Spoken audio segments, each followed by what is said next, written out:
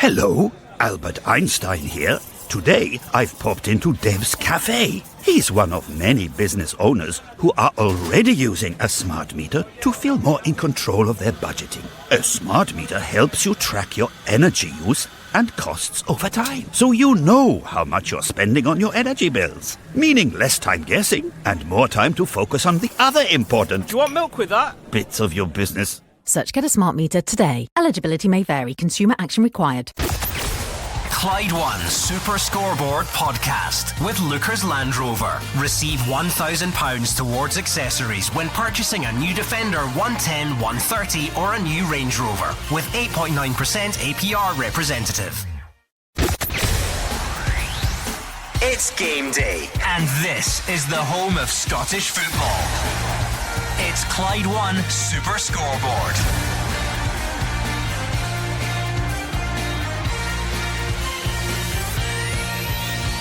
Good afternoon and welcome to Clyde One Super Scoreboard on the 6th and final Old Firm game of the season. Celtic are champions and may have one eye on next season whilst also chasing records.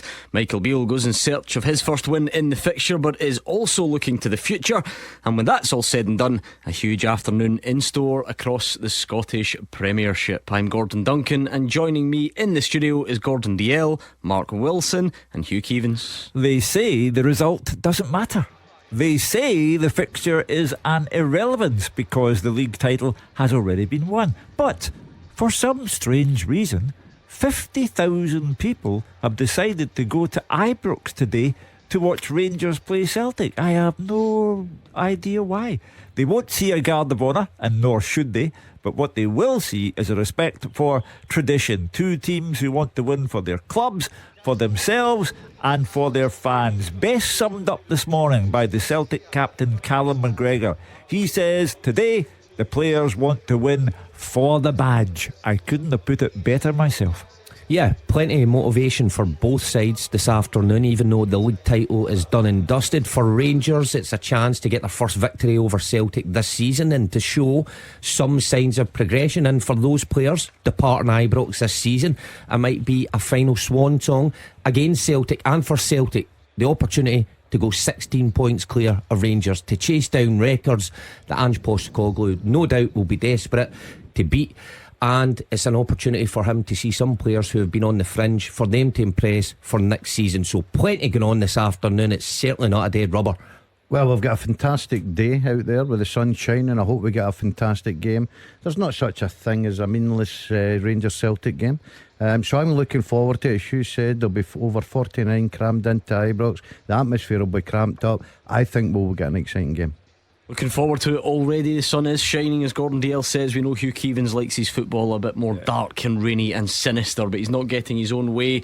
Maybe it is an official sign that it is a meaningless fixture after all. That, you see, fate moves in strange ways. Sun means done.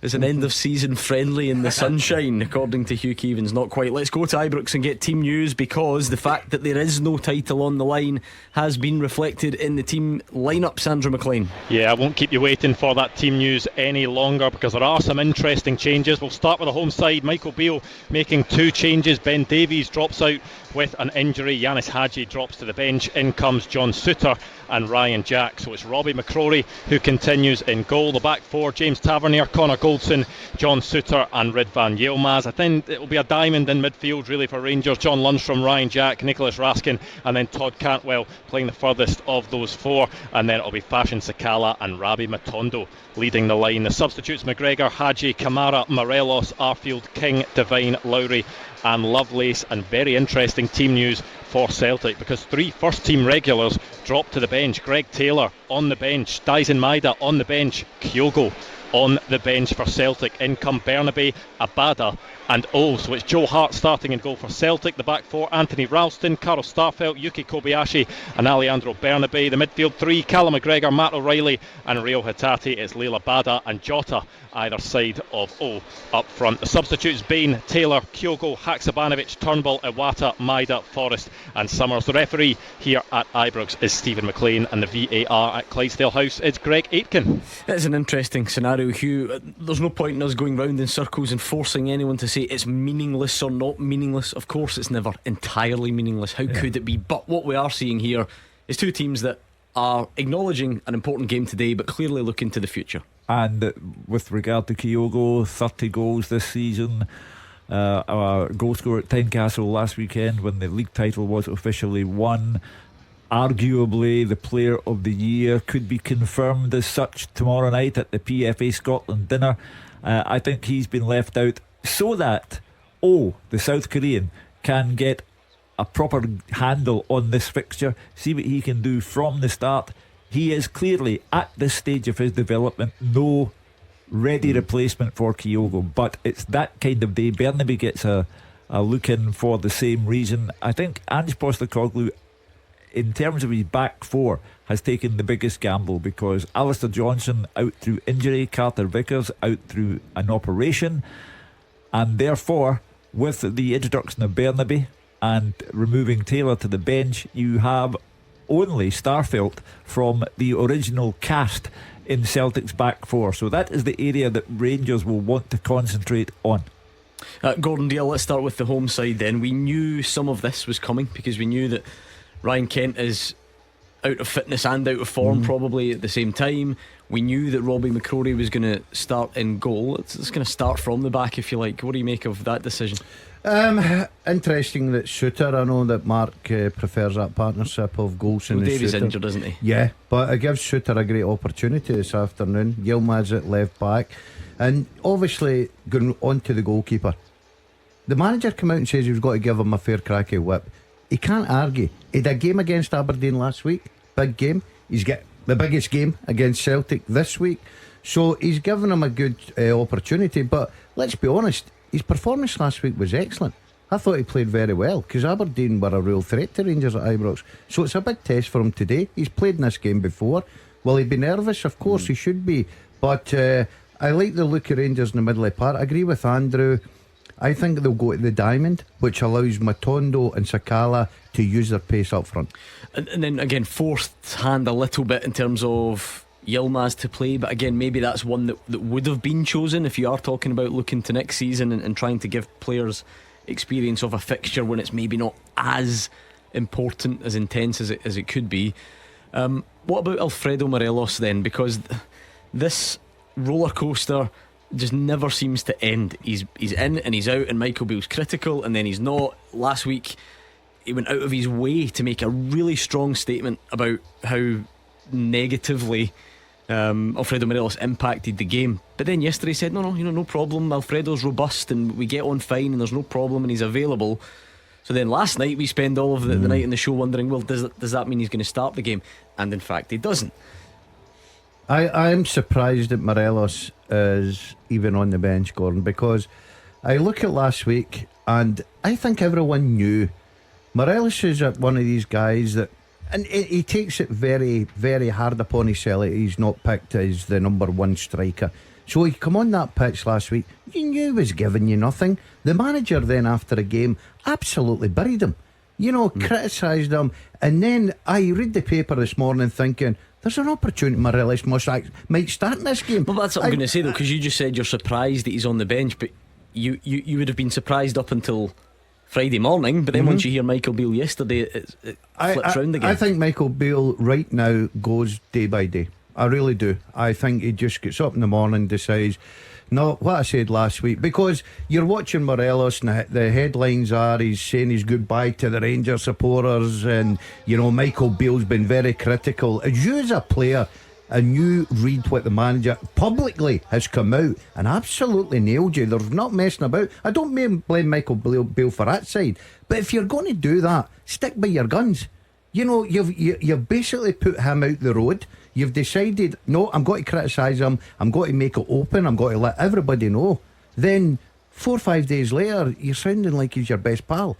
I don't get his management just now. At the same time, Hugh, he's not starting today. He is on the bench. There's not a great deal of other options in that area, I suppose. But subconsciously I think Morelos left a long time ago, and when Rangers bring him on off the bench, it's worse than useless, because he comes on with a poor attitude that you only need to look at his body language, look at his face, It's not for him. But somehow everyone at Ibrox believes that one day, out of nowhere, it'll happen, and he'll remember what he used to be, and he'll come on and he'll score the winning goal. And they're hoping against hope that might even be today. But in the meantime, he's got to start with other players. Having said what he said about Morelos and questioned his professionalism last week, he couldn't start with him. He'd look foolish if he did. A hat-trick off the bench then for Alfredo Morelos today. That would be the Hugh Keevins prediction to end all Hugh Keevins predictions. Mark Wilson, the Rangers midfield is interesting. I'm pretty sure there was a suggestion Ryan Jack's season might have been over. Not only is he returned to training, he goes straight back into that starting 11, and quite a robust, sort of functional looking midfield, would you say? It certainly is. It's a midfield that's, certainly in Jack and Lundstrom, it's been over the course, more pragmatic, I suppose, in there. And it was a surprise to see Jack coming in.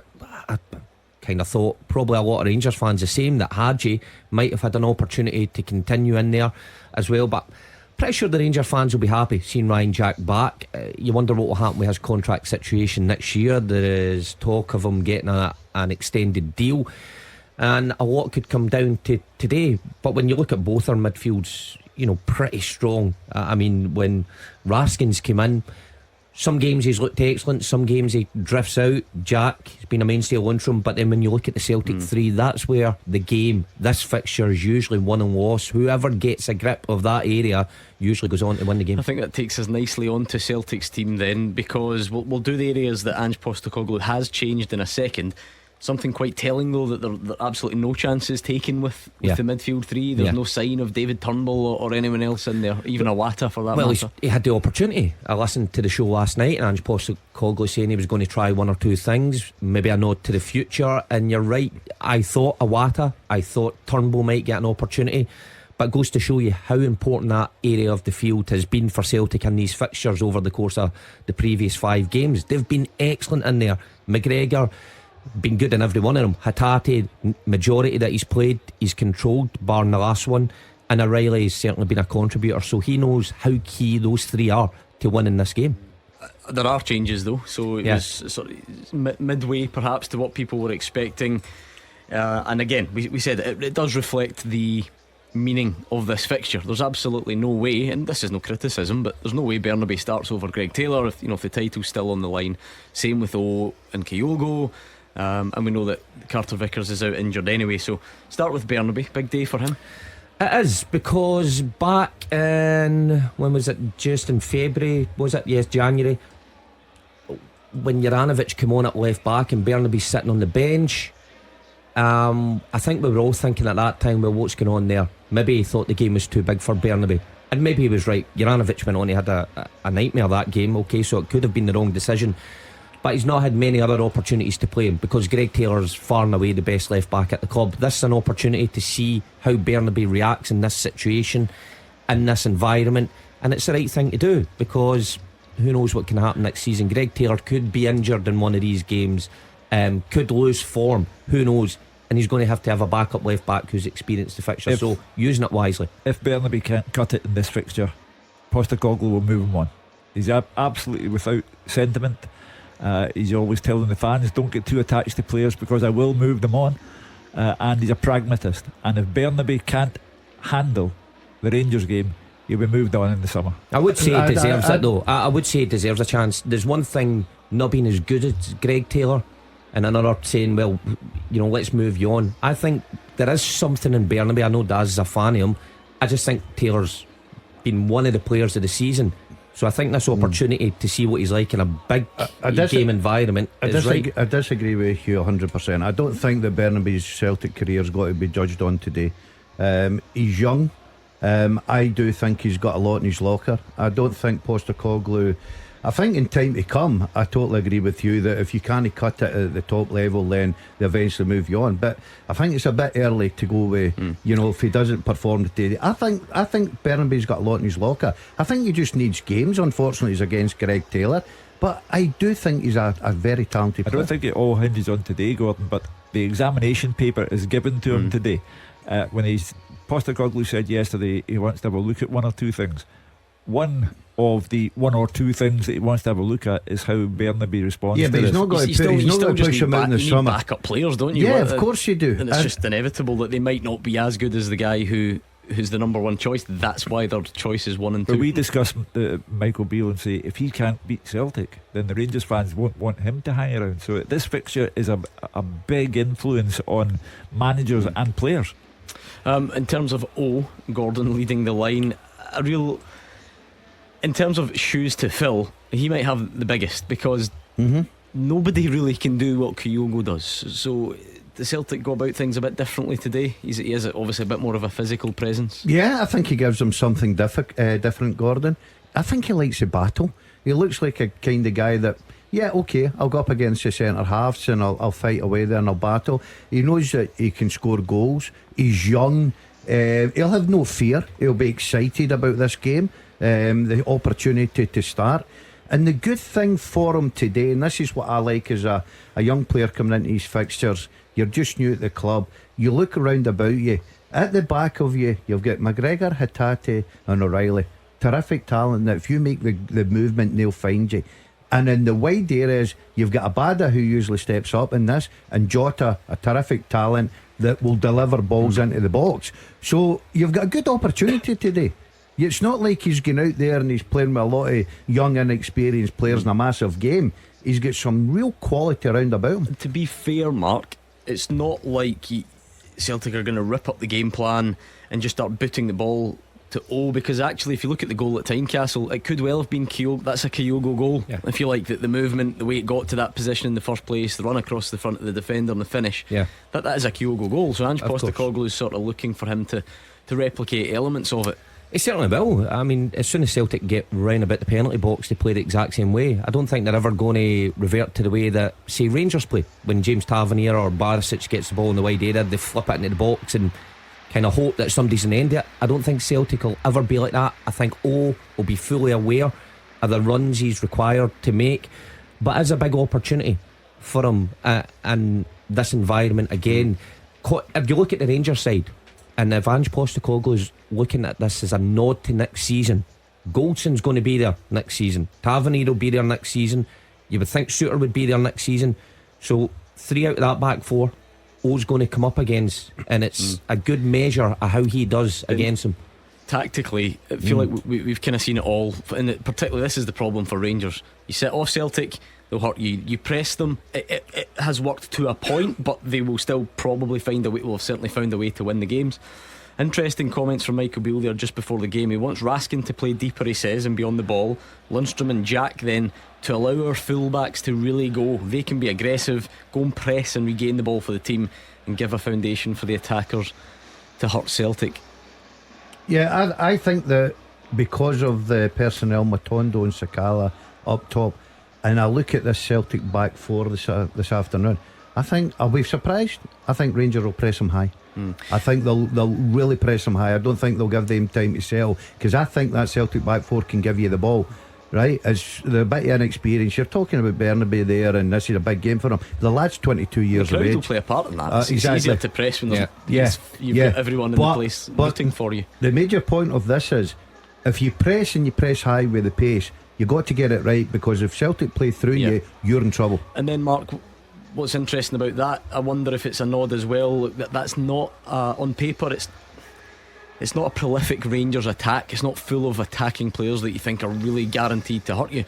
Rangers' best attacking threat is quite often James Tavernier, so maybe about trying to get him into areas. Well, it certainly is, and you need to have bodies in the box at that as well. So if Yilmaz on one side and Tavernier can get high up the pitch, then with Sakala and Matondo, you've got bodies in the box. And Cantwell, I think Cantwell, we've not mentioned him today, I think he's going to be hugely influential for Rangers. I've been impressed. The better players recently. I've been impressed with Cantwell over the course and what I've seen of him, and in these fixtures. You know, he's not one who's shrunk away from it. I think he's shown up well. He looks like somebody who's willing to drag his team through the hard times in the games, and he's got the ability to match it. So a big afternoon for him, but he's certainly a goal threat, and Ange Postecoglou's side will certainly be aware of the dangers he carries. A big afternoon indeed. Maybe not as big as some previous afternoons. We've done this dance many times this season. 5 meetings already. Rangers haven't won any of them. Celtic unbeaten. That's why they're champions.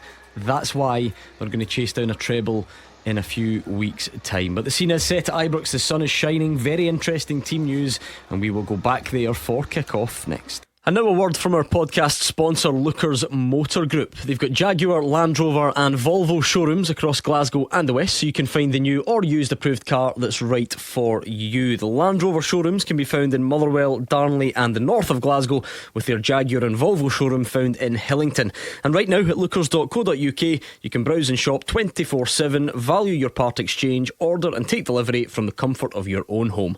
Every approved used Jaguar, Land Rover or Volvo comes with a minimum of 12 months warranty, roadside assistance, MOT test warranty, an independent mileage and service history check, software updates and lots more. Check out lookers.co.uk to get your new or used approved Land Rover, Jaguar or Volvo today.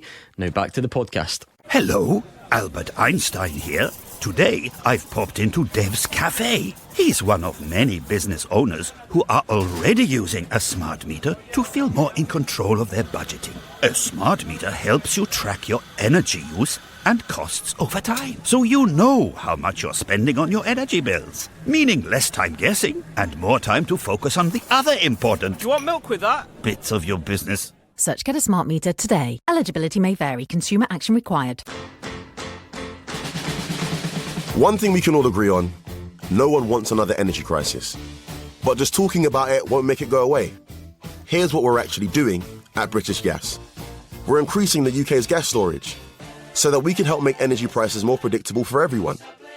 And so the 7.5 million homes and businesses who rely on us for their energy today can rely on us tomorrow too. That's enough talking. Let's get on with the doing. British Gas.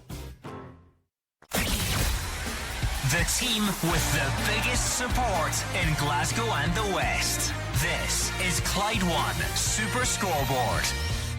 Hugh Keevins, Mark Wilson, Gordon Dalziel are in the studio. We are jealous of everyone that is out and about watching their football this afternoon, because it is a magnificent day for it. The sun is shining at Ibrox, the pitch looks in perfect condition, and Andrew McLean is just about ready to build us up to kick off. Let's quickly hear from the managers first. Michael Beale, then Ange Postecoglou. It will underline some of the things and progress that's been made that's maybe being overlooked, but that's fine. We can see inside where we're going and who we're going there with. And in the main, I've been pleased. We've had a couple of really sore results and sore days in the time I've come back in. But in terms of attitude from the group and commitment to what I'm asking, I can't fault that. It's important that we start to show that we can win against opponents of similar level or a higher level than us. That's the challenge for this group now in the next 4 or 5 months to prove that on the days where the game is imbalanced, that we have the big moments. If we were going there tomorrow to win it, there probably would have been a little bit more hype around it. I think from that perspective, it doesn't feel sort of as intense in terms of the build-up to the game, but I don't think that will diminish the game itself. I still think the game will still have all the elements you expect in a derby game, so I don't think that'll be any different. But it may be because of the circumstances, our circumstances, obviously, like I said, being champions and sort of everything that goes along with that. It's been a different week for us. Yeah. The teams are in the tunnel. Let's go to Ibrox and speak to Andrew McLean. Yeah, well, it is a beautiful day here in Govan for the final derby between these two of the season. It's maybe been a more low-key build-up. There's nothing to play for in terms of league positions, but these games, they never pass without instant, do they? Without drama, without some sort of storyline that we'll be discussing on this show for the coming days and weeks. Michael Beale chasing his first Old Firm win. Rangers desperate for their first one of the season, whereas Celtic keen for an unbeaten campaign against their rivals. Ange Postecoglou just making his way out of the tunnel and into the Celtic technical area now. Michael Beale will follow shortly along with the players. I'll give you the starting 11 for both sides. It's 2 changes for Rangers from that 1-0 win against Aberdeen last time out. It's Ben Davies and Yanis Hadji that drop out. In come John Souttar and Ryan Jack. So it's Robbie McCrory in goal for them. The back 4, James Tavernier, Connor Goldson, John Souttar and Ridvan Yilmaz. It'll then be a diamond in midfield. Nicholas Raskin, the deepest of the four. Then Ryan Jack and John Lundstrom, with Todd Cantwell in that number 10 role. Fashion Sakala and Rabi Matondo, the front two for Celtic. 3 changes for them: Greg Taylor, Dyson Maeda and Kyogo all dropping to the bench. Bernabe, Abada and O all come in. So it's Joe Hart starting in goal for Celtic. The back four: Anthony Ralston, Carl Starfelt, Yuki Kobayashi and Alexandro Bernabe. The midfield three: Callum McGregor, Matt O'Reilly and Rio Hatate, Lila Bada and Jota either side of O. The referee, Stephen McLean. The VAR, Greg Aitken. And you can hear the noise picking up around me because the teams are making their way out the tunnel. James Tavernier with the captain's armband on for Rangers, and Callum McGregor leading his Celtic teammates out. And of course it is a full Rangers crowd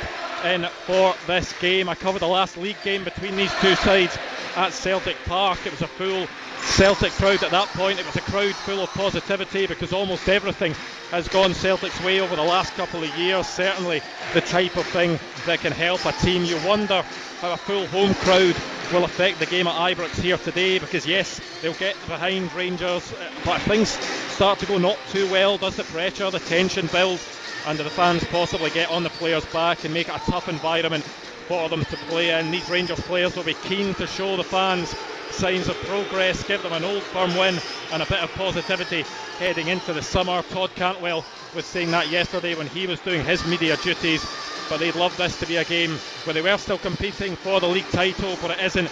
But it does allow Ange Postecoglou to mix things up a bit, to experiment ahead of next season, which you don't often see in these types of matches because there is always so much on the line. Just a second league start for O. He'll be desperate to show he can compete with Kyogo and get more game time heading into next season. A big day for the likes of Anthony Ralston, who is of course in because of the injury to Alistair Johnston. Yuki Kobayashi in because of the injury to Cameron Carter-Vickers. He'll be keen to show what he can do, and Alejandro Bernabe has been given the nod ahead of Greg Taylor, so a big chance for him as well. And you know, look at the Rangers team as well. Robbie McCrory, you guys in the studio were talking about the chance that he has, because there's a lot of talk about Rangers potentially bringing in a first choice goalkeeper ahead of next season, potentially Jack Butland. But Robbie McCrory, after his performance here against Aberdeen last week, will want to show in this match that he's up to the task. He's already played in one of these games, did get plaudits for his performance in that game. There's also the likes of Ridvan Yilmaz, Rabi Matondo.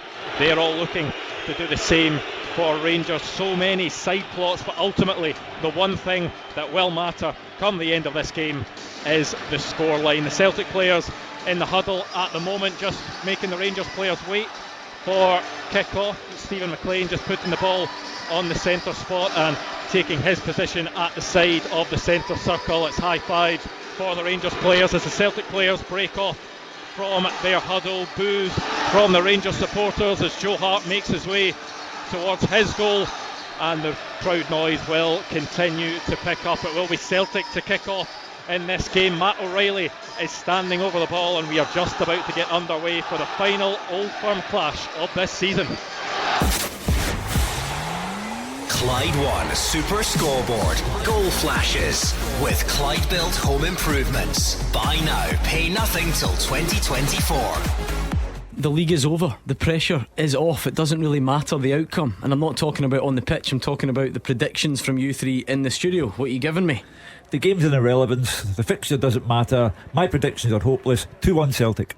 I'm going to go for 2-2 today. Ooh, a 4-goal thriller. Share of the spoils. Okay. Gordon Dalziel. 2-2. Copy him. I didn't copy him much. I went first and you. There's no point changing my mind. Did he copy you?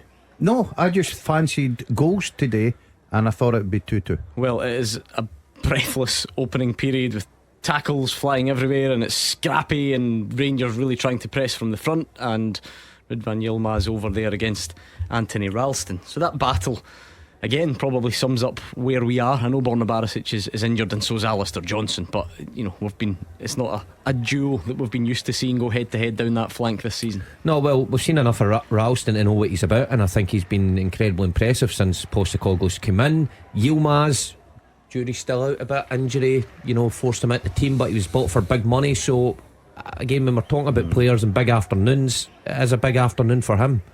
Still think it's a bit of a novelty, Gordon. I know that we have been here before with the crowd, the away allocation. What we're still waiting on, we got our weirdness when James Tavernier scored at Celtic Park and the place went silent. What we've not seen yet is the away team, who've got no fans, win one of these games. Yeah. So it'll be interesting to see. That's obviously what's on offer for Celtic today, and for Rangers, quite simply, try and make that home advantage count. Yeah, I think you've got to feed off the energy of your home support. But it's up to you as a player to lift that support as well. You can't just say, give me the support and we'll play flat football. They've got to be at it. They've got to give the supporters something to go off their seats about. It's been a lively start. It goes back to the start I've seen before, that one or two slack passes, just players try to find their feet a little bit. I think you can see, Mark, Rangers maybe a bit different this time. So Raskin in the kind of deeper midfield role, and then it's going to be Lundstram and Jack trying to affect the sides of the pitch, if you like, and allow James Tavernier to get up a bit higher. Yeah, and I think you see a glimpse of what you get when you play Sakala and Matondo up against the Celtic centre half side as well, because what you're mentioning earlier, when Lundstram wins the ball, there's that gap. He plays it in the channel, and Kobayashi will look favourite to get it. Sakala's on it at pace now. I'm not using this opportunity to beat Morelos, but if that's Morelos, Kobayashi gets there first and turns in the ball. Sakala forces a throw in, and that's a glimpse what you get of people who will run in the channels for you. True what you say though, Gordon. You have to get it right, because Rangers squeezed Celtic into their own 6-yard box from that goal kick, and Celtic actually got out. They did well in the end. Hatate felt he was pulled back and no free kick given, but they got out and up to that point. Yeah, it's okay having that energy and have that excitement to say, look at this back four today. It's not been tried and tested. We're going to try and push up and punish them quickly, try and press them. But if they play the ball into the middle part, the quality in there, they can just play through you, open you up. You've got to be careful. Positive start from Rangers, Mark. I mean, the least they can offer, surely, after a disappointing season and in front of this home crowd. Yep, certainly the way they're moving the ball about, getting it wide. I think Yilmaz has looked impressive in the opening exchanges, just taking Ralston there down the line, getting the ball in. So Michael Beale will be happy. We said this not too long ago though, the game at Hampden, Rangers started quite well and then Celtic got a grip. So it's important with the home crowd behind them for Rangers that they continue this and actually make the goalkeeper work. This is a statement game for Rangers, and they're playing like that. They're come out, the traps flying. Celtic can't get into their opponent's half of the field, giving it their all, Rangers. But to be fair to Celtic, they're keeping their composure at the back. Yeah, Yilmaz, we've seen a bit of the ball early on, and that's a wonderful delivery, and it does find the back post if the ball will just settle for Fashion Sakala, but it doesn't in the end. Yeah, it's good defending by Bernabe. But you're right, Gordon. Already Yilmaz is getting good positions on the left hand side. Looks like that lovely left footed cross. Terrific ball there, but well dealt with the Celtic defence. I think another question we've been asking, Mark, is not only can Rangers find a way to win one of these games, can they properly impose there's a shot from Jim. We've got a goal at Ibrox. We've opened the scoring. Is the flag up? No, it is not. The goal stands. Goal flashes with Clyde Built Home Improvements. And it's that man again. It's Todd Cantwell. He's the in-form Rangers player, and he rifles this one beyond Joe Hart to make it Rangers 1, Celtic 0. A very fast start from the home side and an emphatic finish as well, Gordon Dalziel. Absolutely brilliant finish. It's all Sakala's been hogging this right hand side. He fancies it. He plays it into Lundstram. He has a go. Joe Hart saves it. Who's the first guy to react? Cantwell. Still got a bit to do. It's a good save you've got to say from Hart. Pushes it out the way. It's a difficult angle, but I think he smashes that through the legs of Hart, does he? Don't get me wrong, Mark. I saw the hands go up from Joe Hart. It's nowhere near offside. There's no question of it. That's what confused me. But he smashes it through the legs, I think, and it's a great finish from Cantwell. It certainly is, because he's still got a lot of work to do there. Comes out to him on the angle, bouncing. He gets his body over it, directs it into the ground and through Joe Hart's legs, and a terrific start from Rangers. Celtic have hardly had a touch of the ball, and here they go again. And is this where having that crowd is really going to help you? If you're Celtic, it doesn't matter if you're champions and how good you'll be feeling a bit shell shocked by this, surely. Well, Rangers are at them. Rangers are really at Celtic this afternoon here. That goal's obviously helped. The place will be jumping, and you get a reaction as a Rangers player in front of those supporters, and it certainly does help. Celtic just need to settle down a Have little Celtic bit. actually crossed the halfway line yet? They have done now. Yes. But you're right, before that, I think it was going to be offside, though, is he not? And if he isn't, he's hit the post. It's a huge chance for Celtic. Oh, he's onside as well. Celtic really should be level. It was a devastating counter-attack. Chipped the ball over Robbie McCrory, and he saw it come back off the post. That shows you just what Celtic are capable of, not being in this game. And let's be honest, probably should be level. What a fantastic start.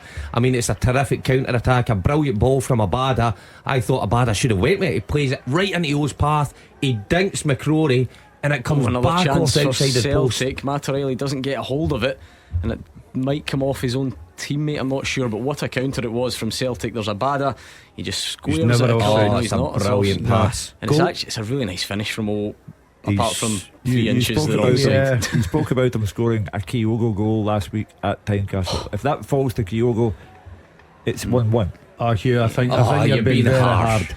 You really are. I think he's done well. You can argue here. He's done everything right. He's not done everything scored. right, but yeah, but close. I don't think you, as a striker, you're expecting that to hit the back of the net. What a game of football we've got 7 minutes in. The one thing I would be concerned about for Rangers is the two centre halves getting beat as easy. Golson was all over the place. Suter was too deep, which meant O could be onside. But it's a terrific effort, and he's very I unfortunate. think it was the first instance though, Daz. Yilmaz, I know they wanted to play the full backs high, but one pass and Abada had acres of space. I don't know where the Rangers left back was, but terrific game of football so far. Yes, Rangers 1, Celtic 0. Todd Cantwell. I wonder, Gordon, you praised Joe Hart. He did push it to the side slightly. I wonder if he could have done more. Yeah, there's an argument for that. I was scared to say that because you say I always getting toppy goalkeepers. That's true, but I've got to say, right, as he pushed it, it's still a difficult angle. Cantwell's technique is brilliant. That looks quite simple, but his technique is brilliant, and obviously he gets the benefit we going through Joe Hart's legs. He can do absolutely nothing about it. For the Rangers' point of view, it's a terrific goal. I think their start deserved it. They were right at Celtic, but Celtic's starting to come into it now. it's a difficult angle, Mark. But again, I wonder, is it as difficult as it could have been had Joe Hart? Joe Hart should have done better Yeah. for me. You know, you react to the goal and you give credit to the finish at the time, but looking at it, Joe Hart, it comes through some bodies from Lundstrom, but a goalkeeper of his standard should have pushed that wider. And I also think, might be harsh here, I think Kobayashi could have done better. That ball has rebounded, he's almost turned full circle, and by the time he turns full circle, it's at Cantwell's feet. His body position needed to be much better, and anticipating his goalkeeper rebounding that out. So if I say O should have scored, I'm being harsh, but you've buried the goalkeeper and Kobayashi. No, listen, No, not me. O should have scored, but it's harsh to say if it was Kyogo it would have been 1-1. Who knows? Could have been the same finish, Hugh. He dinks the goalkeeper, it hits the post. We'll give him a break for now. Anyway, it does seem to have woken Celtic up a bit. Maybe not, as Carl Starfelt gives it straight to Todd Cantwell, who wins his side a free kick. That's why I said before the game started, Rangers will press them high because of that incident there.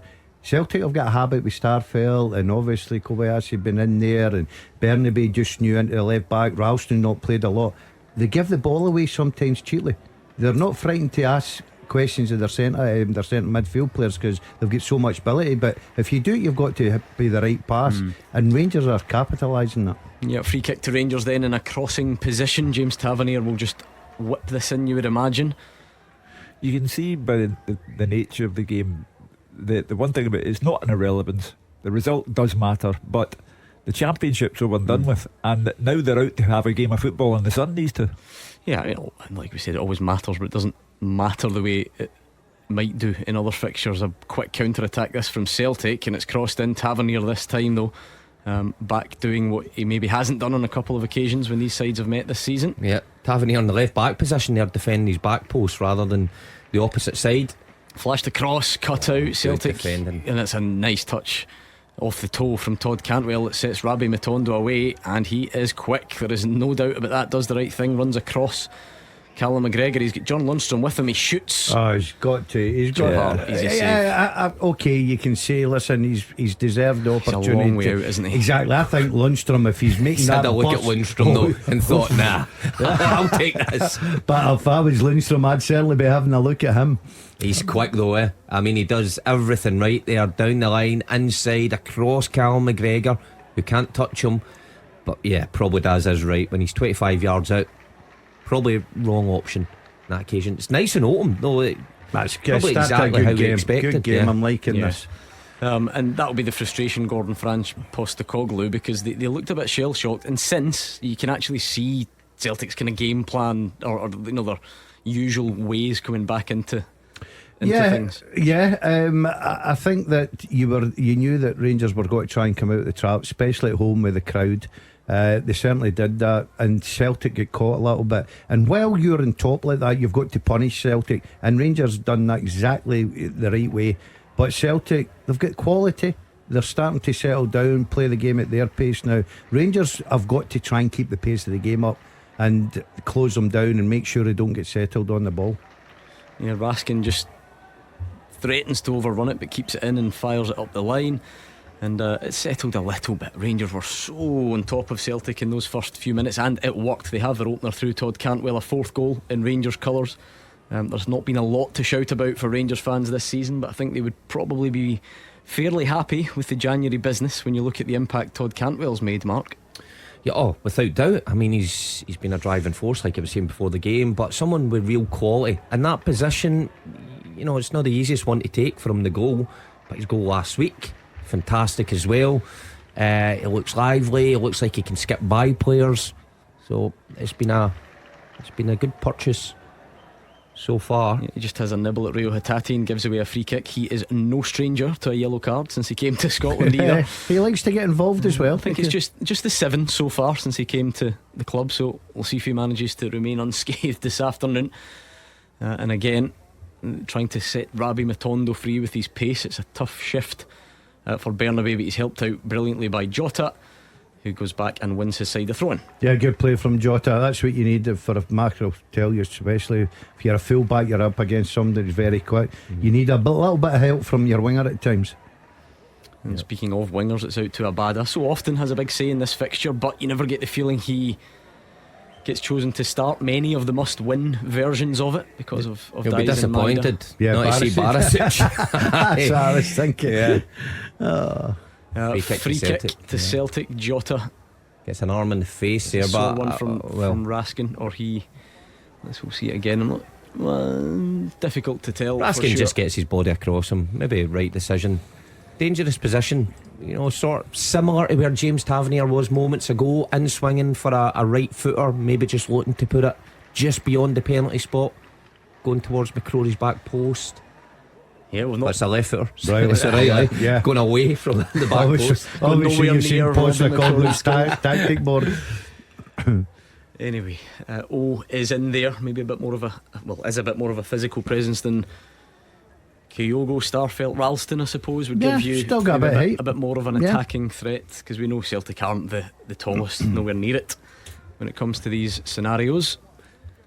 You wonder when Postecoglou's saying he wants to look at a few things, if it is just team selection or things like this, if they got something else up their sleeve. No, it's a fairly conventional ball in, headed away at the initial time of asking, put straight back in by Celtic. Rangers have defended well, but they're starting to get a bit deeper since going in front, you have to say. And it's going to be a good old fashioned 50-50. And it is blocked just in front of goal. Not quite a goal line clearance. That was a badder, wasn't it? I was a swinger with his left foot. I wonder if that's actually a pretty big chance for Celtic. Yeah. Massive chance. It's a huge chance. What is he, 8 yards out? Cut across. Ralston does so well to get that back across, kind of unopposed. Another opportunity. Gets his shot away, but Rangers' body's in front of it to block it. He knows he's missed a sitter. Yeah, if he gets anything on that, the purchase, another defender's in front of him, but it's Anthony Ralston, flashes. He's on the penalty spot, left footed. It's a bit tame at the feet of John Lundstram, isn't it? And Postecoglou knows he's missed a sitter as well. There was no belief in that. There was no belief in that at all. He was just swinging his left foot at that. It was a great opportunity. On the next phase, though, it was a nice little flicked pass. Couldn't get there. Good bravery from Robbie McCrory.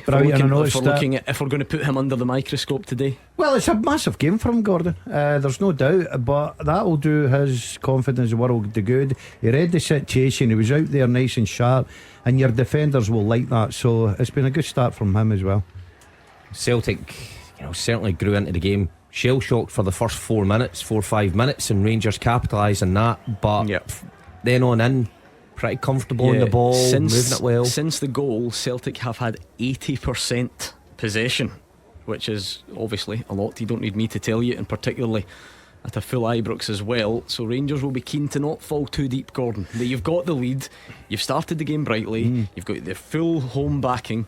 Can't fall too deep. I don't know if they've got it in the back of the head, because they've got the goal, then they drop deep and Celtic come onto them. That counter-attack with Matondo and Sakala with the pace. Me personally, I would probably like to see Rangers doing what they're doing, pressing high, try to put Celtic under pressure, try to make those slack passes. And I'll tell you what, Robbie McCrory, it's just early signs, very quick off his line mark. Celtic looked, because they do that now, Celtic quite often, they look for that ball over the top or in the channel. I thought Abada was getting onto that in the penalty box, and McCrory came all the way to the very corner of the 18-yard box and got there first. Positional play was excellent from the goalie there, and crucial, because Yilmaz gets sucked to the ball, fullback's nightmare, it's flipped over his head, needed his goalie to bail him out.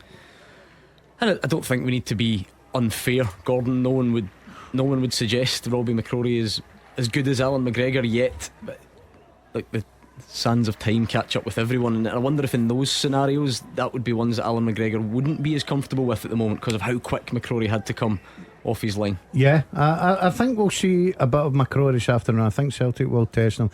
Listen, all he can do is ask for his chance, and to be fair to Michael Beale, he has given him his chance, Aberdeen and Celtic at home, and so far he's got a lot of pass marks, but still a bit to go.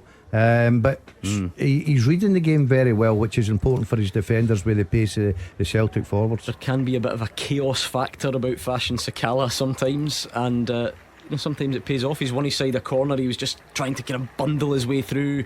Callum McGregor got the final touch and it goes out for a corner. Yeah, well, look, the ball was played up to him. Starfelt, who's dealt with the threat of Morelos pretty easily in the air, goes up to win it. Sakala puts him off at bounce, a 50-50, manages to bundle himself through on the halfway line, and it's resulted in a corner to Rangers. Sakala's good in the air, isn't he? He's got much better than I thought he would be. He's got a good spring. Anyway, corner, Rangers who lead this game, but Celtic have certainly dominated since falling behind.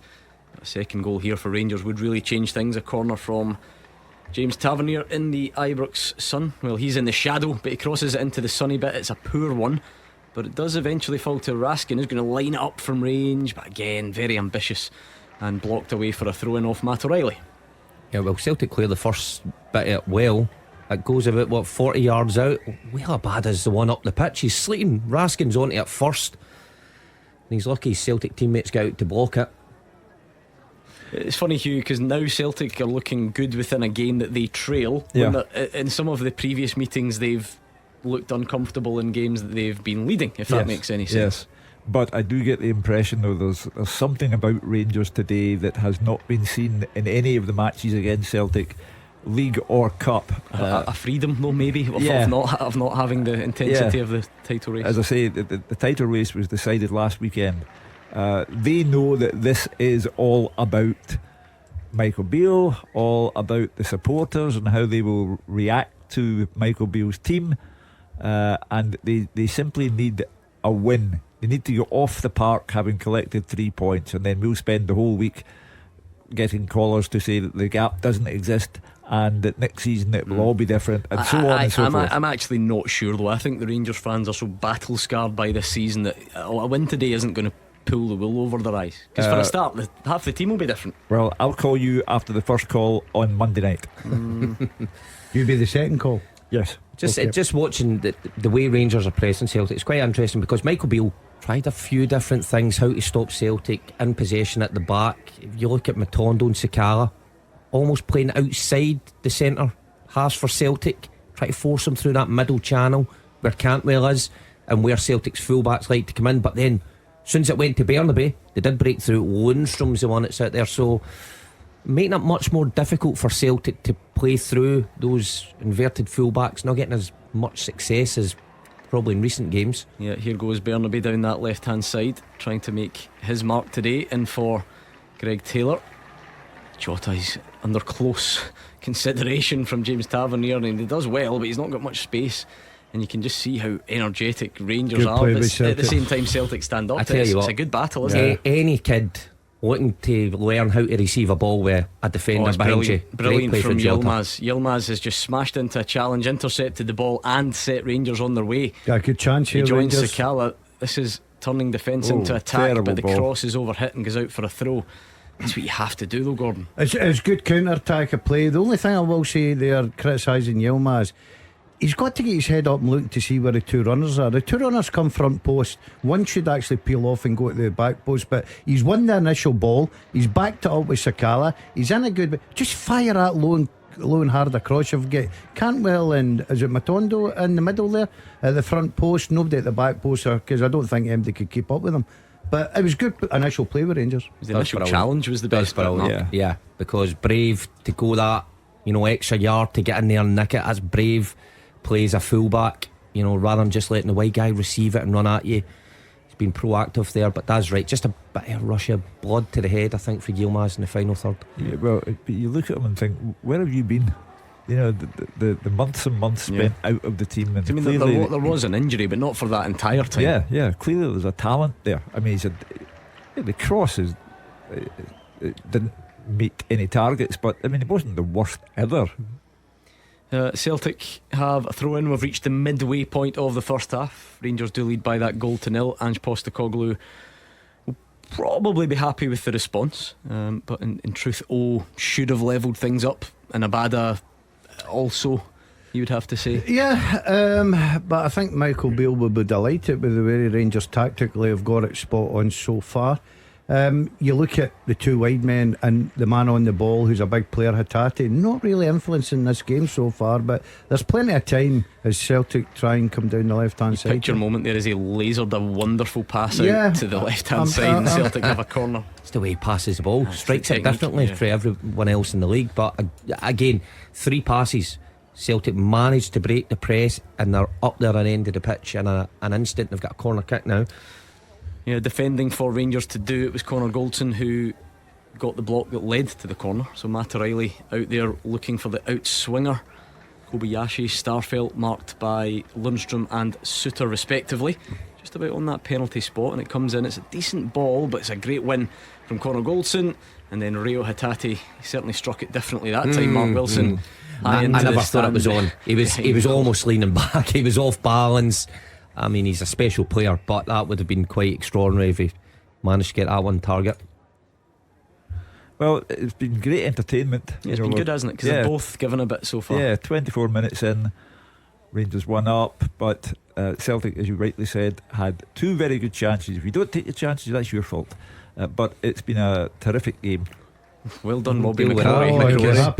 Yilmaz has cannoned one right back at him. A bouncing one in his 6-yard box. Deal with that. Not on his, he was nearly on his goal line, I think. Just tried to go for the pass inside. Starfelt, it does really well. He comes across, draws the foul. Because he knows Gordon, he knows he's probably second favourite there to get that. The ball inside him, the pacer was at Sakala on the outside of him, coming round. He just manages to get his body in the way and falls over. And it's an interesting one, this, because Rabbi Matondo took a head knock, so Stephen McLean shouldn't have played the advantage. It's a surprise sore one by the looks of it from Anthony Ralston. And I know I've always got a little bit of sympathy for refs, because he's trying to do the right thing and Rangers did go on the attack, but you need to obviously assess, is it a head knock? And then unfortunately for Rangers, the advantage shouldn't really continue, should it? No, I did see that, and I was watching and I thought, right, he's got to blow for it, and he had his whistle to his, but I was watching the ref because clearly it was a free kick, and he's obviously seen the attack going up the left hand side and let it go. But as you quite rightly said, Gordon, it's a head knock, so and I'll tell you what, and without prejudging anything and not being a medical expert, Matondo looks in a bit of discomfort, and if we're in the age of taking no chances from head knocks, you just wonder if his afternoon might be coming to an end. Well, I think people have to pay a great deal of attention to head knocks. You know, the game of football is only now waking up to the severity of these injuries, and it doesn't look to me as if he should be allowed to continue. There was one in the Glasgow City visit to Celtic Park in the women's game the other night. Celtic defender took a head knock, played on, and then 10 minutes later has to come off and is pointing to the eyes and whatever. So player in one of the playoff matches midweek as well, who ended up having to go to hospital. So as I say, we have to be very careful with these head knocks. They can lead to all sorts of damage, and it's quite right that Rangers take care. I just wonder, somebody came out to a word with Joe Hart as well. He was bringing him a cap, I think, for the Sun. They'll bun it. They'll bun it, but Joe Hart has decided to not. Sometimes we have that in Scotland, a sun. I know. You often see that with goalkeepers who sometimes have conceded a goal and then should he have done better? Give us new gloves. It was a cap. I've got to say, right, and I'm so glad that you guys, because it gives me a wee chance to back myself up. I do agree. I think Hart must do better at the goal. Yeah, I think a top class goalkeeper should do better. It's so close. But I'm taking nothing away from Cantwell. It's a fantastic. He's in the PFA Scotland Team of the Year because, as we agreed on the programme, there's no other goalkeeper who's done it this season at all. But he's he hasn't had an outstanding season. Kellerus, I think. I was going to say for Aberdeen, to be honest. Kellerus. The professionals know better than us. I think that's what we're told. Yeah, I'm not going to argue with that. But as the guys were saying, I think this has been a terrific 27 minutes of football, 28 minutes, end to end, good pressing.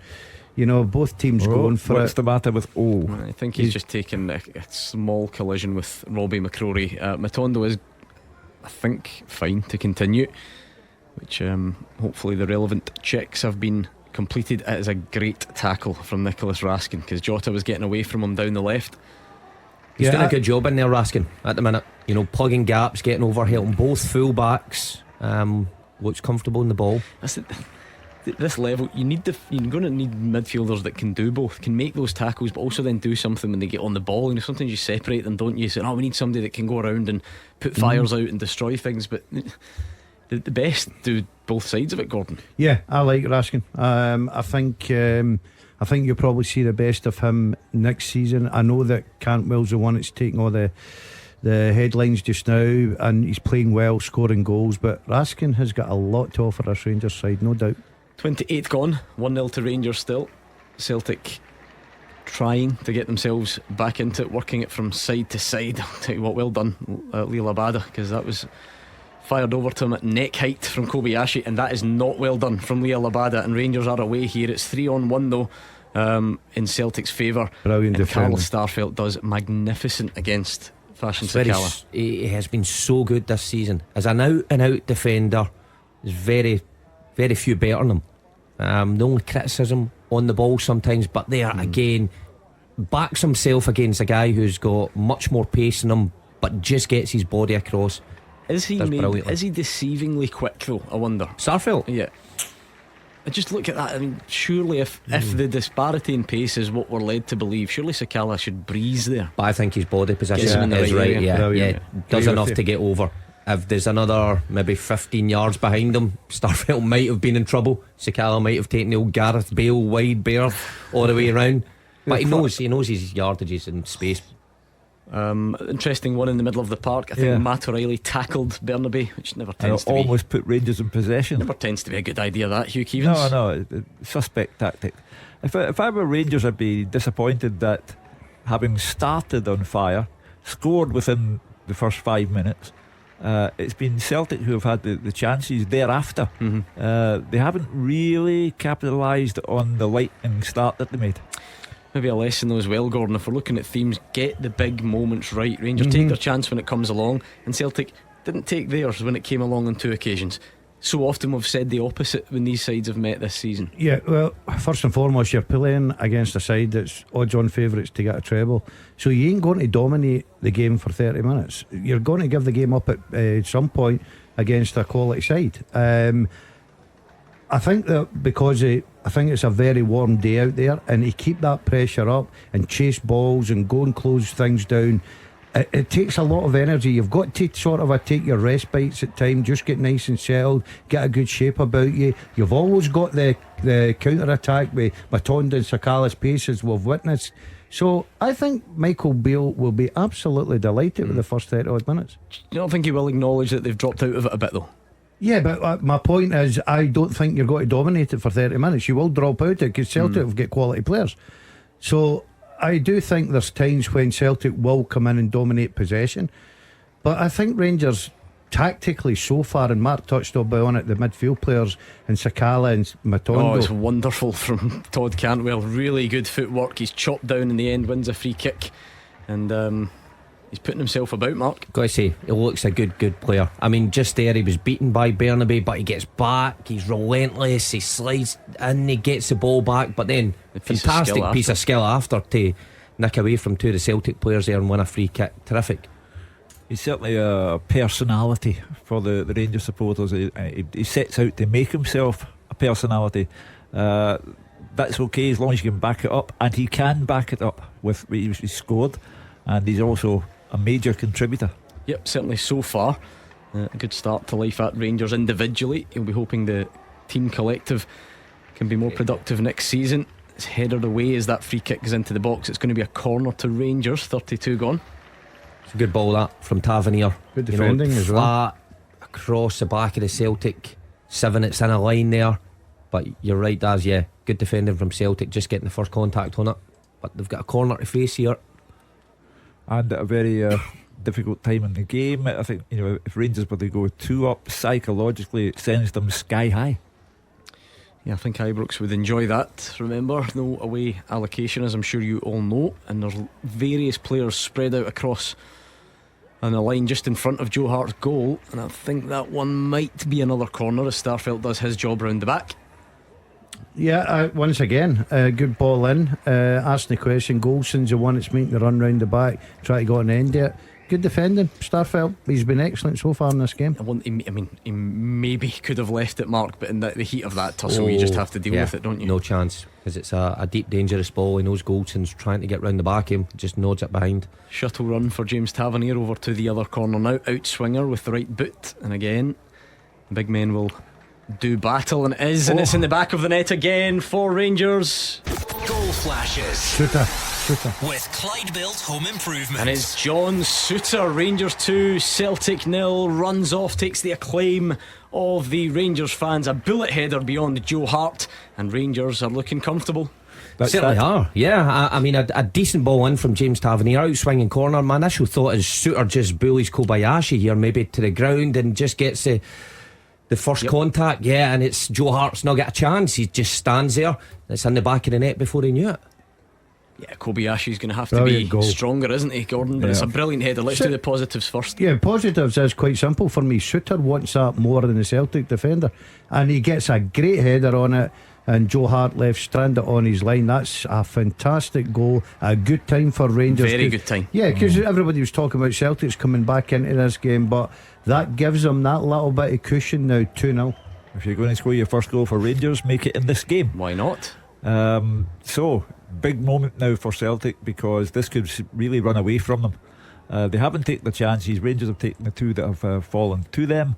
Ange Postecoglou has a decision to make. Do you go back to those who have served you exceptionally well? Do you bring Kyogo second half, Maeda as well? He has a choice, but at the moment this is running away from them. And it's tough, that one, Mark, because it's not like Bernabe's not done anything wrong necessarily. There is no Cameron Carter-Vickers, there is no Alistair Johnson.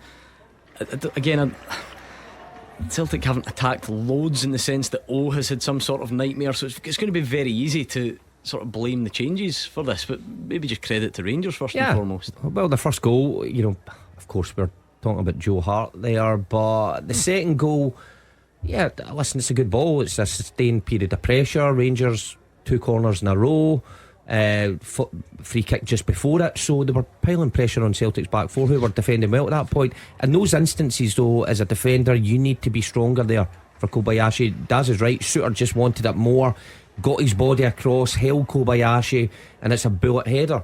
So listen, you've got to give credit to Rangers in the big moments where they've been in top in the game. They've taken their chances. unusual territory, you won't be surprised to hear, for Celtic. The last team to go 2-0 up against them was Real Madrid, no less, back in November. So these Celtic players are not often in this situation, and particularly with the partisan home crowd, as well as Anthony Ralston gets his feet in a bit of a mess, but so does Yilmaz. But Rangers get the ball anyway. Bit scrappy. I think you'll find that this fixture will matter in about an hour's time. The Celtic supporters will not be happy if they take a going over at Ibrox, and that you will get criticism of Ange Postecoglou. Unusual, uncharacteristic, but there you are. At the moment, they're being turned over. At the same time, I mean, you're allowed to lose a football game and you've already won the title, Gordon. Yeah, and they might try and get back into it, I'm sure. Of course, there's still a long way to go. Still a bit of football to be played. As Hugh said there, he can easily look at the bench. He's got some real quality on there. Try and change it a little bit. Next goal, and there will be goals in this, because when we set out, I went 2-2 because I never thought that Celtic would go there with a clean sheet with the back four that they've put out this afternoon, and they've been caught. But I think Rangers are just a bit sharper. And here today. we go, Rangers might go again, because Raskin's done really well to win it. He slides it and Starfelt doesn't get it this time, but Joe Hart does. Good position from the goalkeeper there. I know it's inside his box, but I think another yard and Sakala might have just got that there. But look, Rangers are set up there at the edge of their box to defend against Jota coming in. They managed to nick it, and then they're springing pretty quickly. That's been a couple of times. Starfelt's been left 1-on-1 with Sakala high up the pitch. So it's definitely a game plan from Michael Beale that's working. Where they've got it right, Mark, is when they press for the front, everybody's pressing and they're catching Celtic. When Celtic play through them and they're deep, they're brilliant on the counter-attack. Celtic look a little bit spooked by the press, because or even the setup, because you can see Callum McGregor there sort of gesturing to his teammates to play more forward passes. Don't take that safe route. But there's a reason you take that, because you feel that you can't force a way through in front of you. Yeah, I just think the way that obviously the midfield players of Rangers are playing are causing Celtic. Look, you've got Cantwell, Raskin and Lundstrom all over there pressing as a three. Oh, it's a great press again, but this time Kobayashi's going to just about deal with it. And you can see Celtic still have a bit about them in there, but they're not getting it all their own way as that one comes forward, and it's back to Robbie McCrory, who again does really well. Tested a few times with a back pass that was a bit firmer than it should have been. Yeah, he does well just to recognise that it's not on to take a touch like some modern goalkeepers do and try to play it across their own goal line. Just puts it into the crowd. But Suter, goal scorer. Goldson has been, question marks at him this season, this fixture, when he's played alongside Tavernier, because a lot of the Celtic goals have came down that neck of the woods. But I've had an easy afternoon so far. I know Celtic have created one or two chances, but both full-backs and centre halves for Rangers. Rangers have been excellent all over the pitch. They really have. Middle of the park, they've dominated. That's where Celtic are usually that good. The Yilmaz, there's good corner Rangers. Yeah, Starfelt, I've got to say, I think he's been terrific for the first 40 minutes. But all over the pitch, I think Rangers are winning every single battle here. Yeah, the O chance will be the one that Ange Postecoglou will be reflecting on with a level of frustration, won't it? Yeah, because it comes right after the goal, so it would be an instant response. It doesn't get it, but then the Abada one right away. Big moments in the game. You called it earlier, Gordon. Rangers have taken theirs, Celtic haven't. And here's another opportunity. If you are John Suter, fancy this again. The exact same. You would get a hold of Kobayashi and say, come stand next to me. Well, Celtic certainly could not do with conceding a third before half time. It really and truly would be all over. Yeah, Rangers' foot does appear to be moving to the floor. There is a lot about this Michael Beale side this afternoon. Yeah, they've certainly come out of the traps very well. I think every Rangers supporter along there will be delighted with the way they've come out and played for the first 40 minutes. But they can't get complacent. Job's not done yet. Well, this corner though isn't clear, and it's bouncing around. The free kick goes Celtic's way, just as I think John Suter was about to take a swing at it. I tell you what, such a dangerous ball, because it loads everybody, bounces right in the middle of the 6-yard box, and then I'm not quite sure what the foul was given for. Was it a foul on Bernaby? Right in front of you. Yeah. Oh well. A foul. Yeah, well, Ryan Jack had Bernaby in a headlock. Are you not allowed to headlock people? No, I think that's been outlawed. Game's gone soft, Hugh Keevins. I'm just thinking of Ange Postecoglou, who said he wanted to have a look at one or two things. Well, he's had a look, and the one or two things haven't worked. Yeah. But again, I wonder if that is being a bit unfair on those individuals. You know, which of them that have been chosen to play today have done particularly badly? Is this not about Rangers just being better? Well, I applaud Rangers for what they have done. Like, as today. an example, if you hook Burnaby at half time, that's going to be harsh on him. He's not really done much wrong. No, I'm just suggesting that if you were having a look at one or two things, then you've had a look and the answer you got back was a negative one. But sometimes the opposition are better than you without it being a big disaster on you. I think you can learn some things in adversity as well. You can find some things about your players in this environment when they're 2-0 down. Because look, Kobe Ashe's had a tough day. Yeah, he's had a tough day. But Cameron Carter-Vickers is injured. Kobe Ashe's playing today if there's a title on the line or Well, not. he was brought to the club to compete for his position. But when you're 2-0 down, like I say, you quickly see the players that will go under, or who'll continue to take the ball, who'll continue to follow your instructions on the pitch, or who'll just lose it. Maybe Ange Postecoglou will wait a wee bit longer, or maybe Hugh's right, maybe we'll make sweeping changes at half time. I would be very surprised. I would be more. I think Kyogo's an interesting one, Gordon, because he just changes the way Celtic play. The game goes for you. Yeah, and the threat of him. I don't think he'll do it at half time, Gordon. I don't know why, but I'm going to mention Abada. I think that he's one that he's contributed absolutely nothing for me, but that's all down to the way Rangers have pressed the game.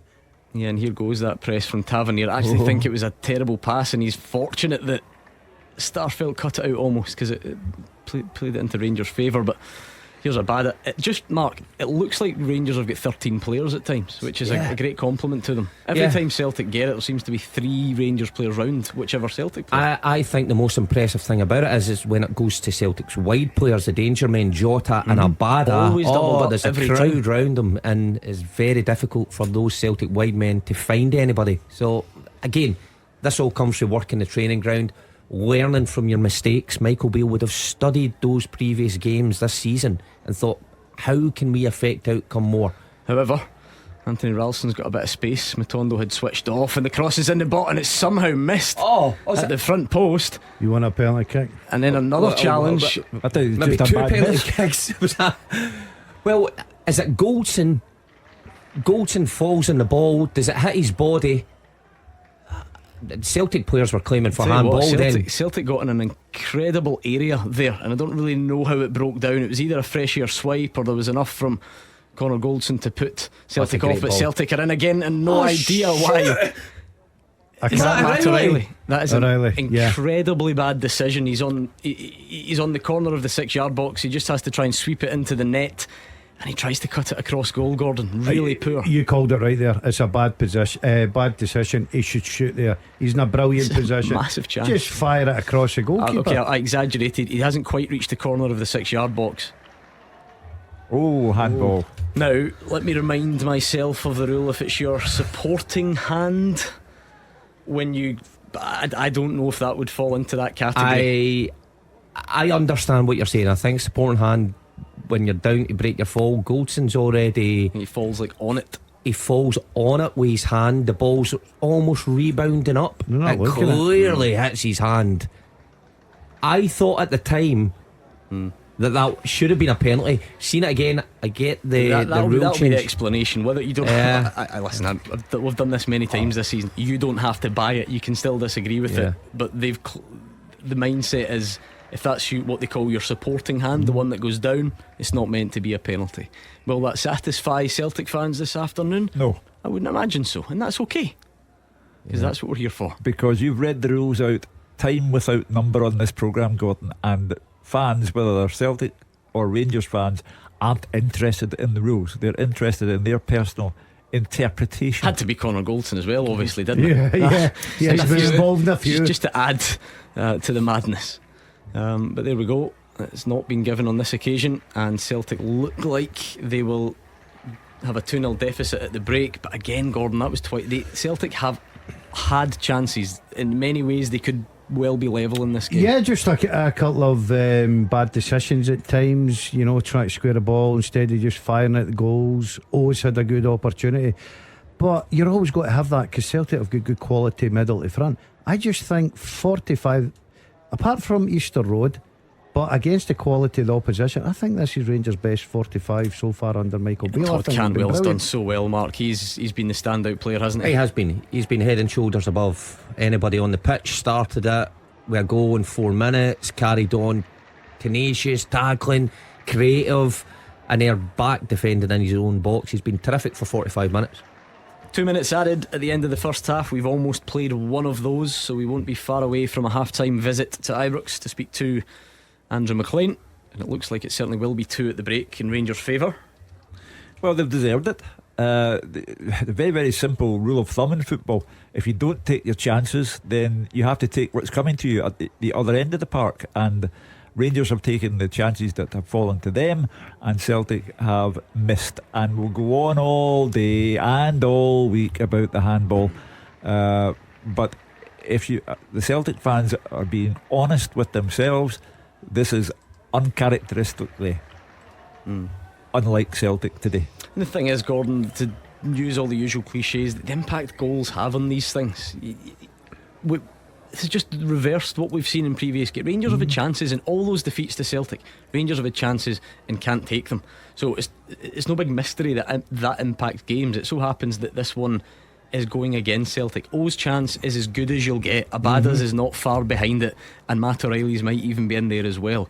And Rangers, in the balance of play and their shape off the ball and all the rest of it, have done brilliantly. They've been more clinical, and obviously where it'll disappoint Ange Postecoglou is the set play. You hate as a manager getting undone as a set play, but John Souttar was brilliant there. 2-0 at half time. Let's go and speak to Andrew McLean.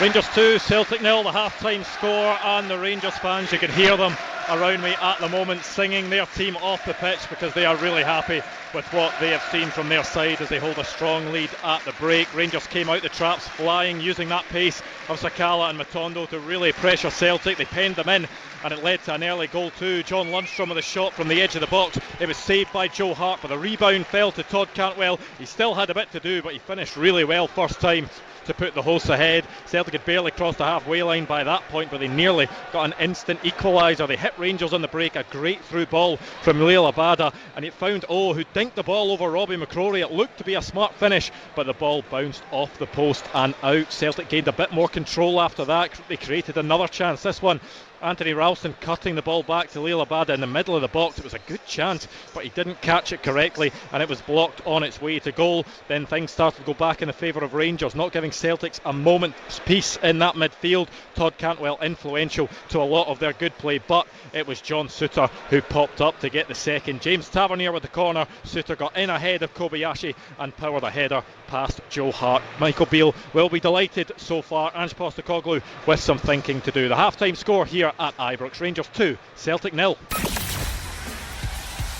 The winning team all season long. This is Clyde 1 Super Scoreboard. Hugh Keevins, Mark Wilson and Gordon Dalziel are here. Rangers lead Celtic 2-0 at the break. Celtic have had it all or mostly their own way in this fixture this season. They certainly had the title race all their own way, but Rangers are showing signs of life in the fixture. Hugh Keevins. Yeah, they're just enjoying themselves.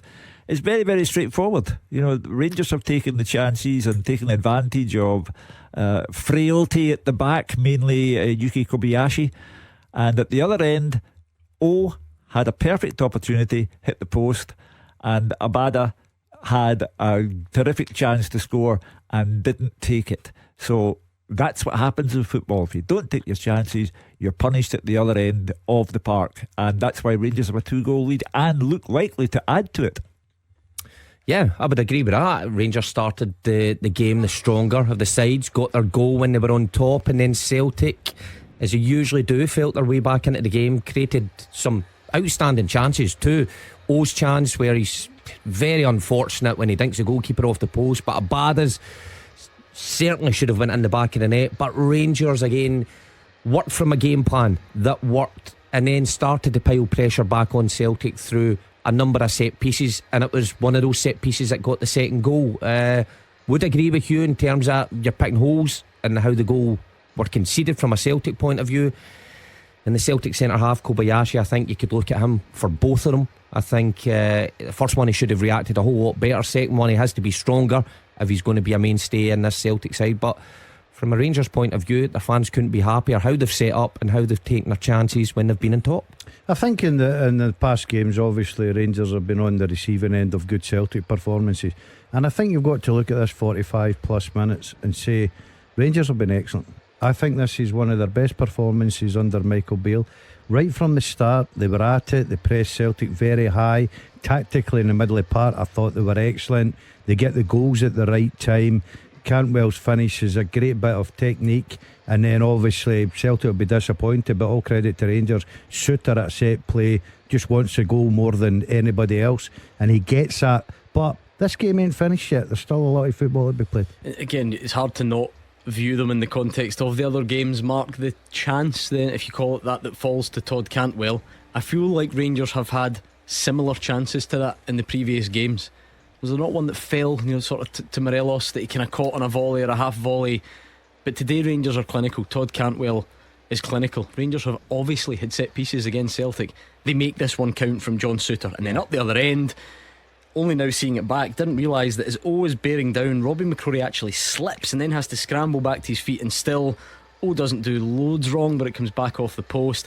And both O'Reilly and Abada need to do much better with their chances. Yeah, of course. So the big moments in the game have certainly been taken by Rangers. Cantwell, when the ball falls to Cantwell, you're right, Rangers have had chances like that in these fixtures this season before. They've almost snatched at them. There's almost been an air of desperation in those games where Morelos snatches a couple.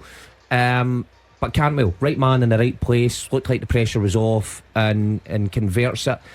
And the goal that Suter scores, well, it's just into an area where he's stronger, more determined to get there. But with O and Abada and O'Reilly, those are chances that Celtic in this fixture, previous games, would have probably have taken, but they've just been off it. So yeah, big moments in the game have went Rangers' way, and that's what you've got to give them credit for.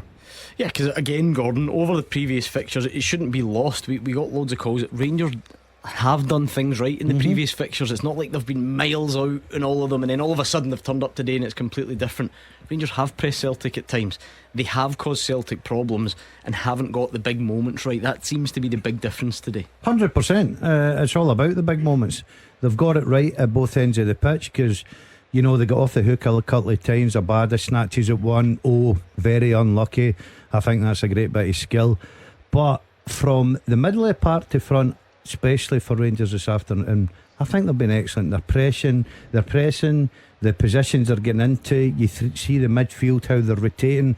Sakala and Matondo are just playing in there to stop McGregor. Like I say, I've never seen McGregor having a quieter 45 minutes in any game, and that's down to the fact that Rangers are stopping that ball getting into him. Hatate, how we talk about him week in, week out, about how fantastic a talent he is. He's not influenced the game at all. Jota, Abada, not been seen. Okay, you can say, well, O's up top, but as a centre forward, I'll give him a little bit of slack. You've got to create the chances. He's had one opportunity, one sniff at goals, and to me he was a bit unlucky. Other people will say, well, he should put the ball in the back of net. But I just think it's all down to Rangers' tactical plan today. It's been brilliant. As you said earlier, Gordon, you're allowed to lose football matches. It happens. And Celtic will get a bit of success fatigue today. They've got the title in the bag. They're 90 minutes away from the treble, and today they have just been bettered by the opposition. It happens. So far, a long way to go, certainly, but Rangers in a very strong position. Andrew McLean, we're still sort of getting used to this, no away allocation. I suppose when Rangers start that way, start that quickly, go on the front foot, is that when it's the perfect recipe for Rangers with the crowd behind them?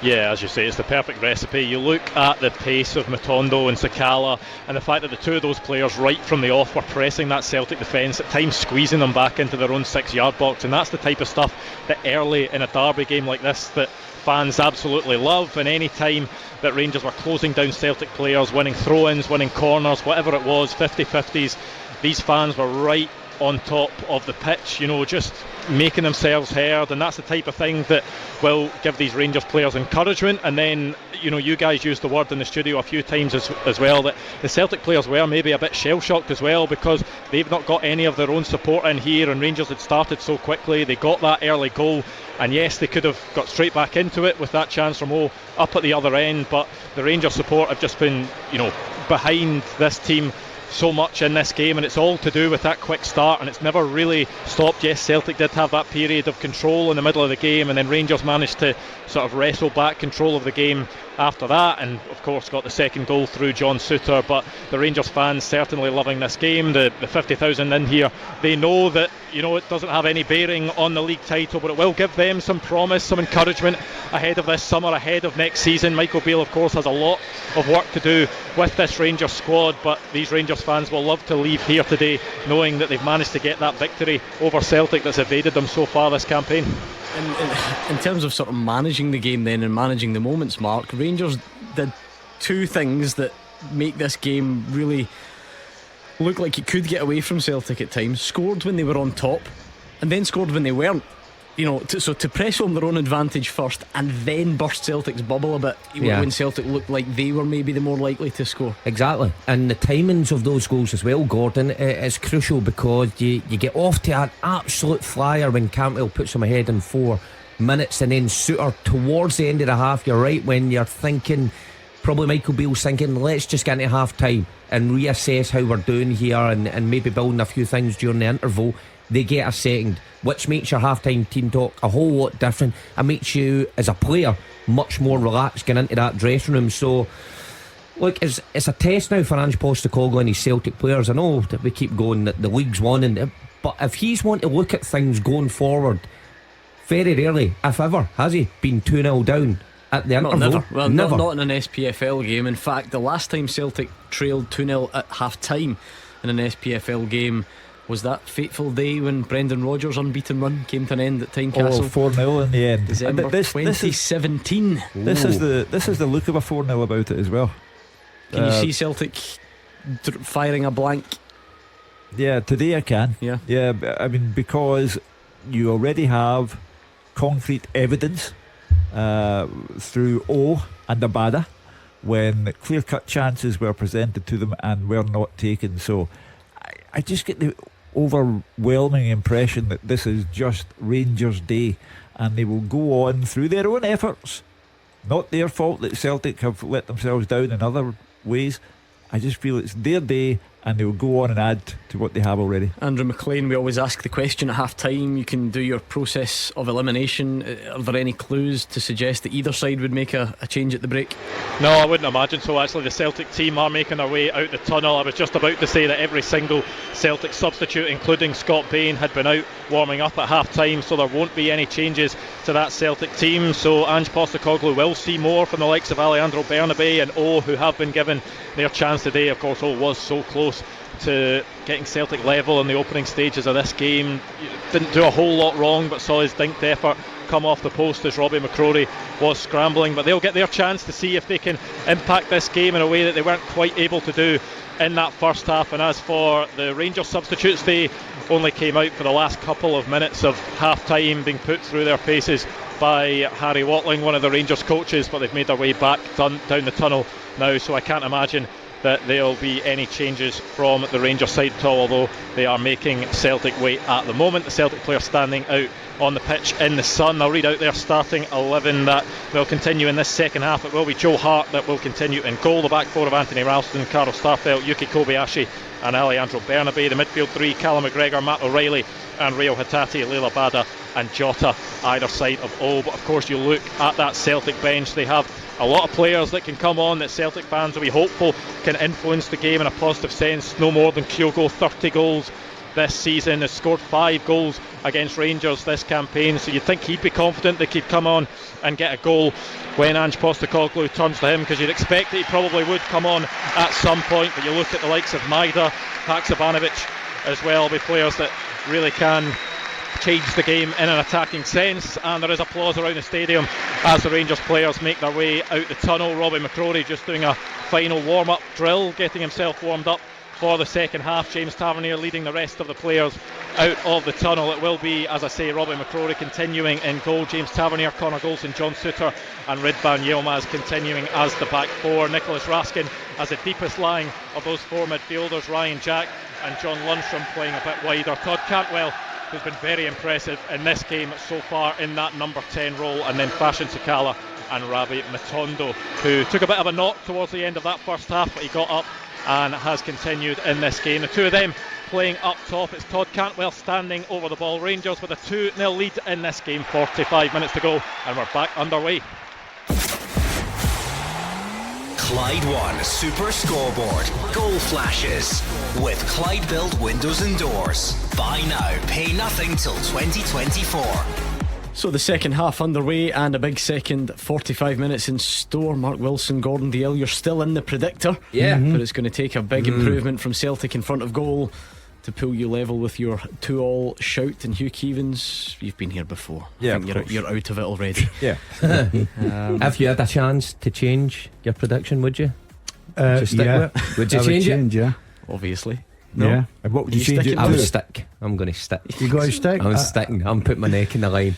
What would you change Celtic it come to? back and draw this game. Do you? I think it's a big ask. Listen, are they capable? Of course they are. But I think just like Hugh, I think Rangers have just get the edge today. They feel it's their day. If I was going to change my prediction, I still think there'll be goals.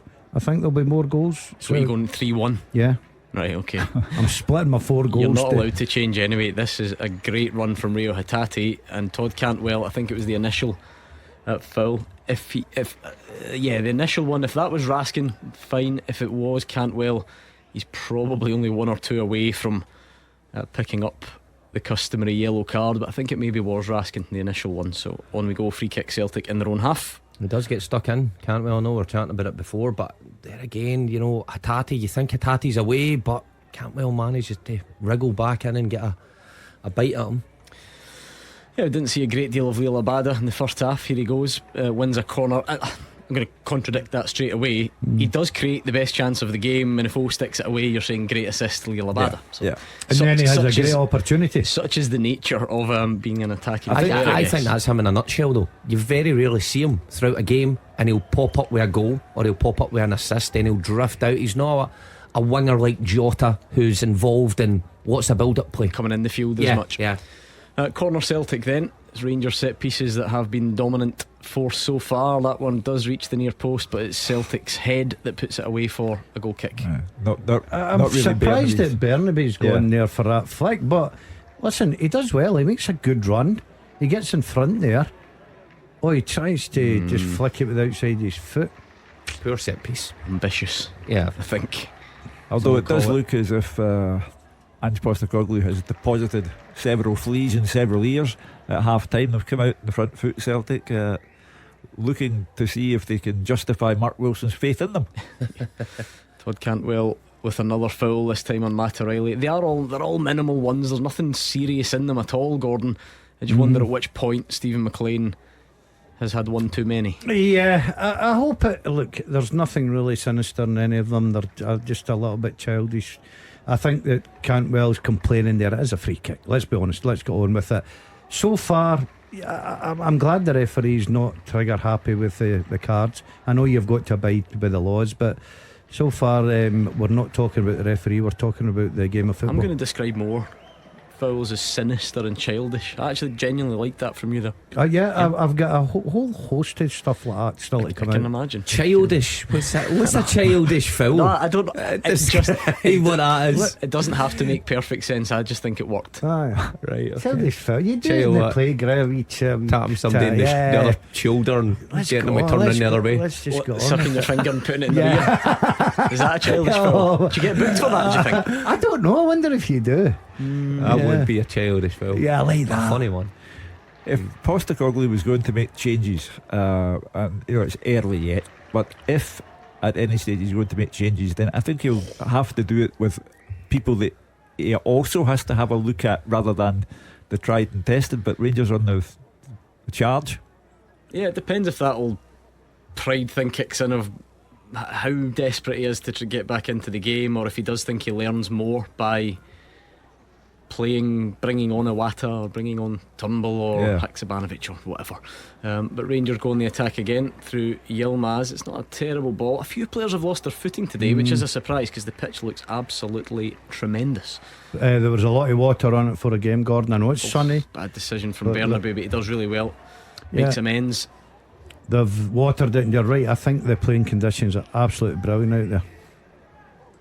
Not for Hugh Keevins. It's not raining, it's not dark. Well, we've had one of the best games for a long while. And Ryan Jack's been robbed of it. Celtic on the edge of the box, maybe one touch too many. Good save over the bar from Robbie McCrory. Rangers are absolutely in the driving seat, but my goodness, Celtic have had their chances. Ryan Jack dallied on the ball. O'Reilly came forward, maybe one touch too many, and Robbie McCrory tips it over from inside the box. It's another huge chance for Celtic. It is that, and I think O'Reilly does great there. I thought he could have just got his shot away one extra earlier, touch, wasn't it? But I think he tries to dink McCrory there. I think that's a wonderful save. I think that's from the all Rangers about, goalkeeper. all about McCrory. I think O'Reilly cannot be faulted. He created a chance for himself. I disagree with you, but I really do. It's a great save. I'm not going to question you two experts on technique. It seemed as if it was a weird halfway house between dink and not. 100%. I don't really know what that was. There's no conviction in that at all. I'm very surprised at that. Brilliant play with O'Reilly, but also when you go back to it, it doesn't matter how he dinks it or not dinks it. Good save with the goalkeeper. Yeah. But I think O'Reilly will be disappointed. Stephen McLean is handing over some sort of object that has been thrown on. Jota drew it to his attention, which quite obviously is not something we want to see. Unfortunately, we have seen these types of movies many times. Hugh Keevins. Yeah, you just can't cure people. If you're a moron, you're a moron. Fair enough. That's pretty true. I mean, one's a lighter, one's a coin. It looked like handed over there. Great identification, great object identification from you. Anyway, Yilmaz. Another slip there, Gordon. You highlighted it. Again, it's kind of an areas when you're not expecting it. You know, Jota just has the ball. He's trying to wriggle away, loses it, and it allows Rangers to get up the pitch. But I think Celtic have looked better this past 5 minutes or so. Certainly created the best chance of the second half. Whenever they look better, Rangers got the park and score. Yeah, that's the problem. It's not often. You think back maybe to the Champions League, but Celtic don't often create 3, maybe even 4 chances of the quality they have and not score one of them. That makes it very difficult to win games of football because I mean, look, it is still the second best team in the league according to the table. You're still at their place with the big crowd. You can't expect 4 and 5 chances before you take one, surely. No, of course not. But that's what gives me sort of confidence that this game's not dead yet. Obviously the next goal is the most important one. If Rangers go up and score, then it's a bad day, a terrible day for Celtic. Celtic gave it away again in a strange attacking area, and Sakala is in here. Joe Hart comes out, doesn't get there, but Sakala doesn't go down. And Rangers might be in here, but it's on the side netting from Cantwell. I think that's going to be a corner. I tell you what, I can't believe Sakala. Could Sakala have bought a penalty there? I think Joe Hart does brilliant there. Yeah, I know we see goalkeepers so many times caught in between two minds. He manages to force Sakala wide. You know what? He's actually not that close to Sakala, so I don't know if Sakala could have gone down, Gordon. Yeah, but it's a very good. Oh, and it's a good save. It's a great save. From Joe Hart, save, and that's why it's the corner. Cantwell's fancying that. That is a terrific strike. He's got good technique, this boy. I've got to say, I've been impressed with that. And I think Joe Hart redeems himself with that save. That is a fantastic save. And I think he does well in the first instance to force him wide. To Sakala. Corner from Rangers, and they get a head on it again, and it goes wide. If he doesn't come out and force Sakala wide, Sakala just takes a touch and he's in and goal. I was actually referring to the first goal. Oh, sorry. Thought you were meaning Joe Hart running out there. Celtic could easily have scored 3, Gordon, and you also wouldn't be surprised if at some stage they go 3-0 down. It's just been that type of day. There's more goals in this here game. Come Rangers again. Let me be honest about Rangers that. are into the box. Sakala crossing, he's got it back though. There is a bit of space in that box. Celtic not really. They need to press sometime. Pressing just can't allow Rangers to cross it in aggressively as they might have wanted to. I think Burnaby's starting to struggle a wee bit in this second half. Foul, I think, from Cantwell on Jota. Yeah, I mean the referee's got to have a look at this. It's hardly like he's unrecognisable, the guy that's giving away all the fouls. It's the guy with the long blonde hair. Now he's been spoken to. How many fouls has he had up until this point? I haven't counted, I must say, but it feels like a few. Anyway, free kick to Celtic just in front of the touchline in their own half. Well, we're 55 minutes into the game. It doesn't look like, and I praise Robbie McCrory for a terrific save, but it doesn't look like Celtic would have the 2 goals that Mark thinks they might have in them. You're still not sure, are you? It's a long way to go. Next goal, a long way to go. Next goal is a big one. I know we say that, don't we? I mean, next goal is a big one, and there will be a goal. I think the point Gordon makes, when Celtic have created quite a lot of clear-cut chances, I just get the feeling that they will create some more. But and will they keep? Rangers Will they keep? Not taking, well, no doubt. But if Celtic get that goal first, then pretty much game on. Of course. here's Matt O'Reilly, but Yilmaz does really well, and Cantwell's just going to fire it out. I think probably a throw in. I don't think a corner on. I think Yilmaz looks like he's in a bit of trouble here. Just his ankle he's holding there, Gordon. And I don't think it's impact. I don't think it was an impact injury, although it would be nice to see it again. Maybe he was caught. Matt O'Reilly just tried to take him down the line. You can see Yilmaz running. Let's keep a look. And I think he is nicked by Matt O'Reilly. Is he? Is he at the back just of the... maybe accidental there. I think he's going to be okay. I think done Yilmaz well has been good. Yeah. I've been impressed with him. I think he's waited his chance. A lot of fans criticise Barisic. I know one or two in here do as well, but I think Yilmaz has looked the part so far. Celtic on the front foot in this second half, but no breakthrough for them yet, and Rangers do still have that 2-goal cushion.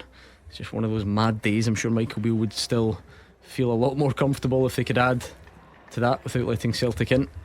And Celtic do come forward. We're probably approaching substitute territory as well, but here's Anthony Ralston. It's delicate and it's cleared away in the penalty box, and it's actually good pressure there from, I think, Rabi Matondo tracking back and out for a goal kick. I thought that was poor with Ralston. I thought he got in a good position. It was a nothing ball for me. Yeah. He's not even looked up. He's not tried to pick someone out. He's in a great position down. Made a good run, give him credit for that. But if you're Celtic and you're a right back and you're trying to challenge for a position, I think you've got to do better than that, quality wise. Yeah, I'd agree. Just the small things in games, the difference. There's Matondo. That ball goes out to Starfelt. Game's gone by, takes it down, recycles it, starts to move again. He puts Starfelt under pressure, forces him to head out. All of a sudden the attack's over and done with. And I'll hold my hands up before I even say it. The acknowledgement that maybe this is unfair, maybe it's with the benefit of hindsight, but you do wonder if Ryan Kent going back the way puts that same pressure on Starfelt there in that situation. I would severely doubt it, because he's one for going the other way. We saw that at Jota's goal at Hampden. Ryan Kent was already running the other way rather than concentrating the ball. So I think Matondo, okay, he's not seen much of the ball, but Sakala have done well this afternoon. Well, here he goes, Rabi Matondo. Can he impact it more in an attacking sense? He shoots, but it's a fairly simple take for Joe Hart. Yeah, he's looked sharp, he's looked lively. Don't blame him for that. Cuts into his favoured right foot, tests the goalkeeper. Joe Hart, very comfortable save in the end. But I don't mind that from a wide player or a player that's playing through the middle. Have a go. Well, I would say, I mean, watching these games this season, as a defender, I would, looking at today's threat that Rangers pose compared to the other, I would much rather prefer playing against the Rangers front line of the other previous 5 games than the one Celtic are facing today. Full of pace, unpredictable, willing to work back as well and put you under pressure when Celtic have got the ball. So I think there's a marked difference. Is it more about off the ball? Because this isn't a criticism of Sakala, Matondo. It maybe doesn't feel like they've created loads of sort of opportunities, if you know what I mean, but maybe winning the ball back and breaking and getting into areas, it impacts the complexion of the game. I think so. But even just the threat, if I'm Starfelt or if I'm Ralston or whoever, Kobayashi, and that threat going in behind, I think they've offered that as well. Is that another foul from Cantwell? I think a handball this time. Listen, he's trying everything to get booked. He's obviously got himself any time to get booked, and he's thinking, what else can I do? Come on. I am very. Come on, what's good? See, at one point I thought it's a bit surprising, I will admit. Steve McLean actually played that on at one point. I think Don Robertson, the fourth official, is in his ear because he was right next to it. Yeah, And then I thought he was going to go for his card. Oh, we're there. Who's getting? Callum McGregor. I mean, that's different. That's the old stopping a promising attack one, as Sakala was going to go down the line, and he just gives a little nibble at him. Although Matarelli was not a lot in close. I've got to proximity. say, the Celtic captain, quietest games I've seen him have. Hatate likewise. It adds to the impression that it's simply Rangers Day. Players who have dominated Rangers all season in Celtic jerseys have simply not been at it today.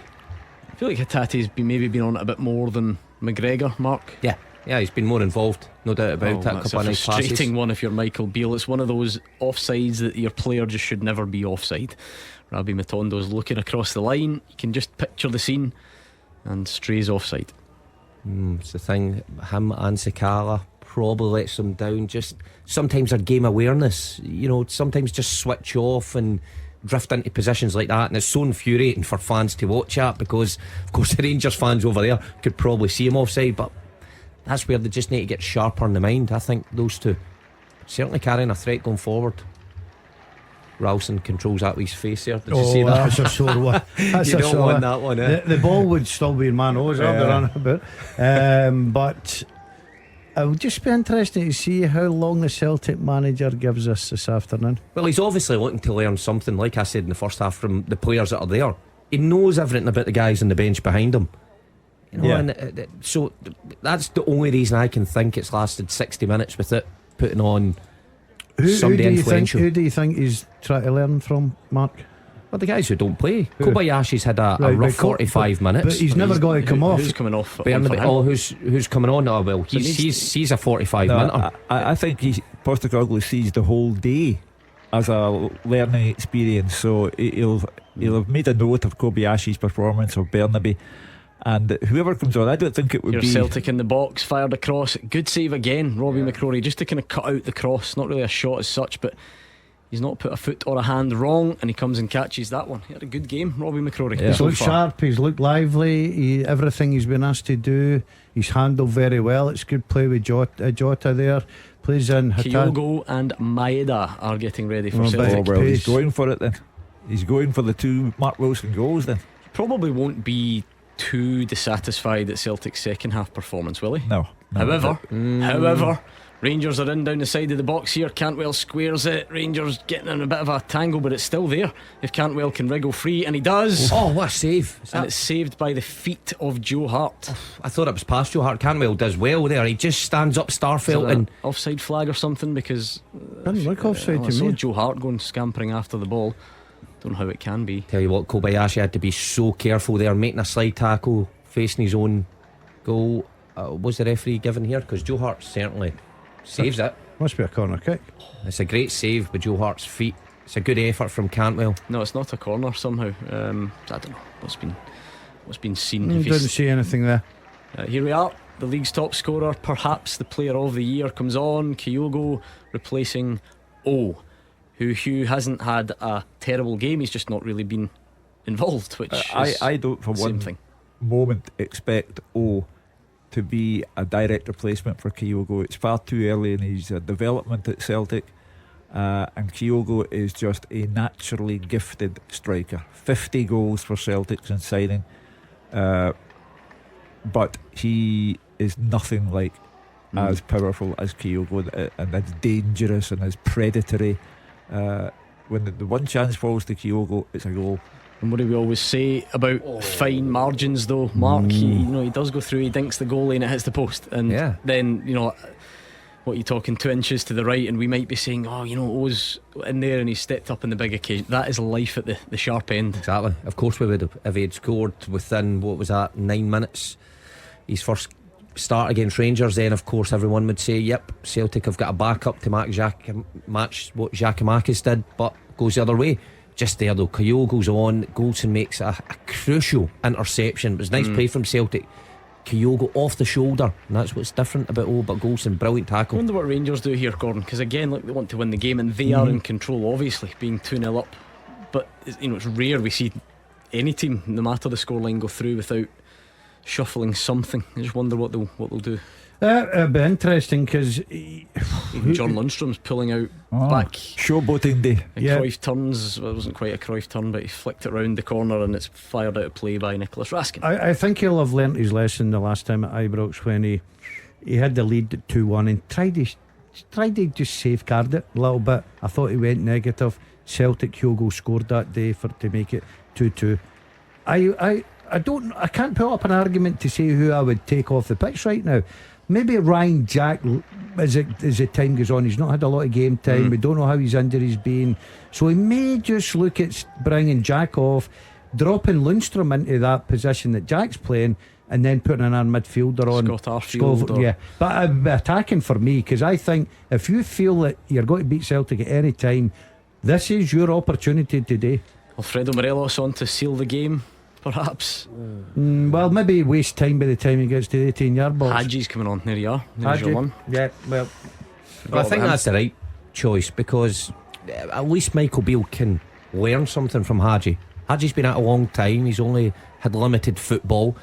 I think he will be a part of Michael Beale's plans going forward. Maybe so take Matondo off, maybe. But it just depends on Jack for me. I wouldn't take if Jack's 100%. I'm not taking him off the pitch. But he's had an injury. We didn't expect him to make this game. He might just take Matondo or Jack for me. I can't see anybody else. It's a nice play from Celtic, getting themselves out of trouble, passing it along their own goal line, and eventually are now in the Rangers half. And again, it's not. It probably wasn't perfect from Celtic, but Robbie McCrory keeps doing everything he has to do, Mark. He's very, very quick off his line. Yeah, very active. Recognises the danger where Kyogo's running there. It's a terrific run from Kyogo. Just gets the other side of Suter, but McCrory's there on the 18-yard line to sweep that up. You know, you go back to that goal that Jota scored at Celtic Park, where John Tudor's pass back is seriously short, and Alan McGregor looked his ears when trying to come out and do something about it, and Jota just took it round him and then scored. So younger man, quicker instincts. It's a big part of goalkeeping. You've got to be able to judge to help your defenders out. It's a different centre forward you're playing against. If you want to play high up the pitch, then something's going to have to give. How are you going to stop Kyogo getting in behind? And Kyogo might say run, so you've got to really be looking at the midfield player. Got to look at Kyogo and then decide what your distances are. And so far the boy's got it perfectly spot on just this afternoon. I think he's been excellent. Don't know what's happened there. I think a foul, but I think Steve McLean could have just let that play on in Celtic's favour, to be honest. I think they certainly would have preferred it. Got to say the Rangers midfield is being competitive to say the least. Cantwell kind of brought up how many fouls he's had, but then Raskin taking a turn at niggling Hatate there. I don't think that was a booting right enough, but Child. But from a Rangers point of view, their fans going along today, that's what they want to see. They want to see their players actually get close to the Celtic midfield, which has dictated most of these games. I think they've been more than a match for them this afternoon. They've definitely edged it. Cantwell being the standout player on the day. I think he's been absolutely terrific. I really do. I think not just on the ball, off the ball, his energy is incredible. He gets about the park. I just think Rangers have been very good this afternoon. But the next goal, I keep saying it, Rangers need to get it for me. Cantwell, you probably, I don't know, on paper when he signs, he's expecting some sort of silky playmaker, but he puts himself about, doesn't he? Oh, his work rate's incredible, Gordon, off the ball. Rangers are in the box here, and Sakala, we did say that sometimes he doesn't really know what he's doing. There's another foul from Cantwell. No way. But I think the whistle had gone. I think so. I'm not sure. No, you're not sure with that, boys? No. Maybe it had. Matondo, yeah. Matondo off, Yanis Hadji on. Todd Cantwell, the first player I've ever seen to have diplomatic immunity from bookings. I tell you what, by the way, it was an opportunity for Rangers there, because Sakala had Kobayashi exactly where he wanted him. Kobayashi backing off into his own box, couple of step overs. And often the problem with Sakala is he doesn't shift the ball. He forgot to take the ball, and it actually just rebounds off Kobayashi. Bit of a let off there for Celtic. Yeah, I think Sakala's sometimes Gordon a bit unpredictable for his own good. Yeah, sometimes his feet go a little bit quicker than his brain, but he's got a great He's opportunity. in here, he's in. This could be the must. game. Sakala's through, he's 1-on-1. Just Joe Hart to beat, goes round him, and it is in the back of the net. Goal flashes with Clyde Built Home Improvements. No mistake this time, and Rangers are running away with this one. It's Rangers 3, Celtic 0 with 69 minutes on the clock. Absolute horrendous error there from the Celtic captain and Starfelt to get themselves mixed up, but it's the Rangers front man who is the liveliest and most aware. He pounces upon it. Now he's got plenty of time to think there, Gordon. Joe Hart comes out, manages to go round him and just squeeze it in that front post, and that is game, set and match. My 2-2 prediction firmly out the window now. For me, that sums Celtic up this afternoon. I think Rangers have been sharper, quicker, that half yard. As Cantwell slides He goes and into wins the ball. He's been brilliant. But Sakala, sometimes in this position you worry about him. Great composure, but I'm going to tell you, see, for a second I thought he'd missed it, but brilliant from the lad. He's worked hard, he deserves it, and it's good play round the goalkeeper. There you go, the simplest of finishes, makes it right inside the post, right enough. And we said that, Hugh, Rangers have picked their moments and scored at perfect times today. You're now going from, will Celtic get back into this, to Rangers could end up running rampant here. 4 or 5, could be 4 or 5, and at that point Ange Postecoglou will get criticised by the Celtic fans. They can't hide behind, it doesn't matter, it was an irrelevance. No Celtic supporter wants to see their team lose by 4 or 5 at Ibrox, and Rangers have been thoroughly deserved winners. They have taken advantage of every mistake made by Celtic, and there have been plenty, and Celtic have failed to take their chances. So there's no miscarriage of justice here. What's happening is what deserves to happen. I don't think it was unthinkable that Rangers go and win this game, Gordon, but I'm not sure many would have predicted that Celtic are potentially in damage limitation territory here. I've got to admit, when I seen the team and I seen the back four, I thought Rangers have got an opportunity for goals, right? It's a back four that's never played together. I don't think they've been all over the place, but they've had no help from the middle of the park. As I said, you look at Cal McGregor, you never see that from the Celtic captain. He's not dictated the game, he's not played a part in it. Hatate, quiet. Jota, never seen. You know, there's a lot of players out there, and it's all credit to the way Rangers went about the business. Turnbull, Haksabanovic and Iwata coming on. The game probably looks beyond Celtic anyway. And I've no idea what Ange Postecoglou's intentions were substitute wise prior to the goal, but that will be your change. Turnbull, Iwata, Haksabanovic on. Jota, Hatate and O'Reilly off. You would imagine so. Or would he just give the captain a rest? Would he just decide, look, there's no point now, get him off the pitch, he's Season's plays a lot over. of he's the cup finals there. Joe Hart makes a relatively easy grab. And again, Hugh, you wonder though, because yes, it's not meaningless, not saying it is, but if there was something here, you wonder about the need for Celtic to go and put their foot to the floor here, but whereas they obviously don't have to. This will be sore, but I mean, are you opening yourself up to a 4 or a 5 in a game when you've already won the league? So it's going to be quite an interesting 18 minutes or so. I think Celtic should be looking to make sure they don't suffer any more damage. I'm not saying that that this is the stuff of serious trouble for Ange Postecoglou, but on a daily basis, the rivalry between these two sets of supporters is something to behold, and the Celtic supporters will be squirming while they watch this. Certainly if it gets any worse, that's for sure. And here comes James Tavernier. It's not like him to not be in the act so far. John Lundstrom goes near post. I don't even know if that was a cross or a shot. Rangers have been more hungry. It's just as simple. They've been sharper this afternoon. I think some of the Celtic players have turned up with the attitude of, well, it's a meaningless game, but it's not when you're want to go there and show why you're the champions. But you're right, you can lose a game of football, you can harp on to, well, we created a few chances, but today I think all over the pitch Rangers have been better than Celtic. I don't think we'll get too many arguments on that one. Jota comes off. He's the first one of the trio to be withdrawn. I don't think these are necessarily being done in sort of like for like order, because I think Iwata was held up as the replacement for Jota. I don't suppose it matters. O'Reilly is off. He's sticking to his trying to find out about one or two things. Jota, Hatate and O'Reilly off. Iwata, Turnbull and Haksabanovic on. You know what? I mean, Ange Postecoglou doesn't come under a lot of criticism a lot of time, but I sometimes think the manager, well, all the time, sets the tone. I was surprised when I tuned in last night and I heard Ange Postecoglou saying, yeah, you know, we'll use this to try a couple of things out and nod to the future.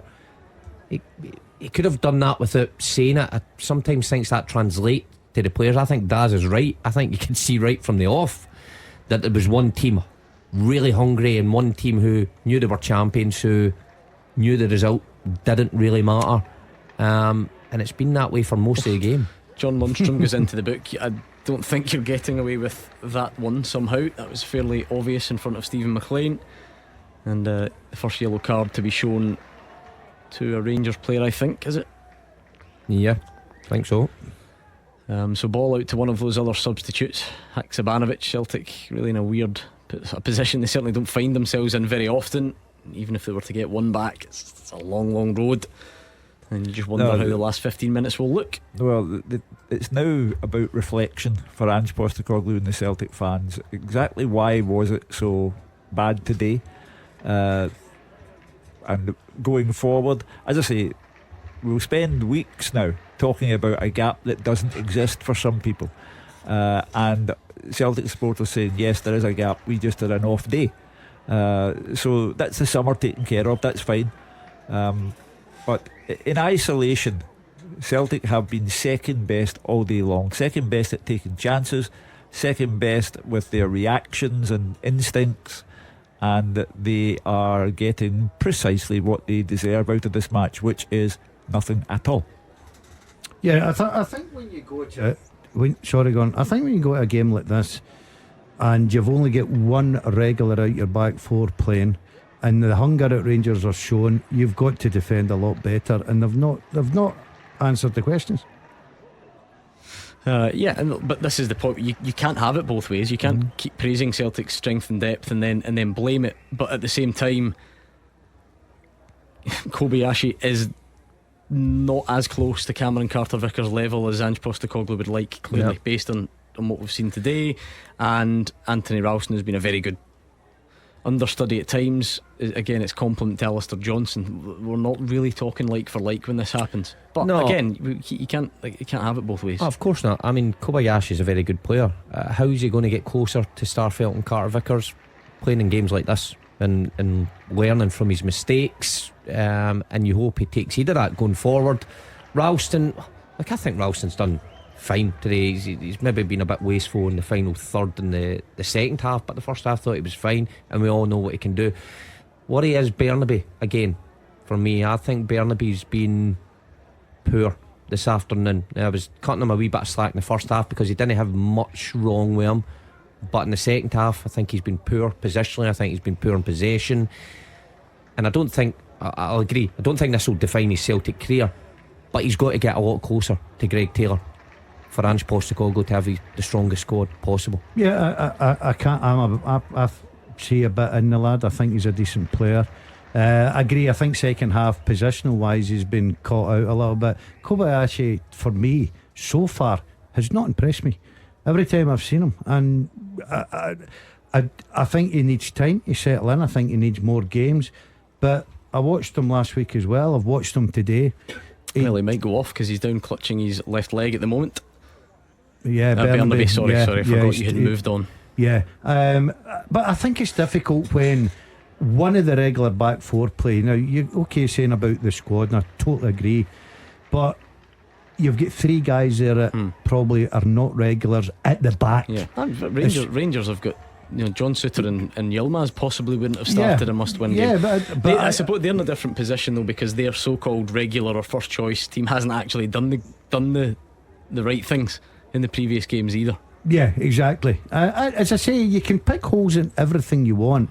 I just think the team that was more hunger in them this afternoon is leading the game 3-0. And I think I look at them, individually, I think they've all done their job. I think Todd Cantwell has been exceptional. I think he's been absolutely brilliant. He's man of the match, isn't he, Mark? Yeah, without doubt, man of the match. He's been everywhere. I said it in the first half. He's got stuck in. He's tackled. Okay, we're having a laugh why he's not been booked, but at least he's got close to Cal McGregor and Hatate and O'Reilly and niggled him and won the ball back. And then when he gets the ball, he's got quality. Topped off with a goal, of course.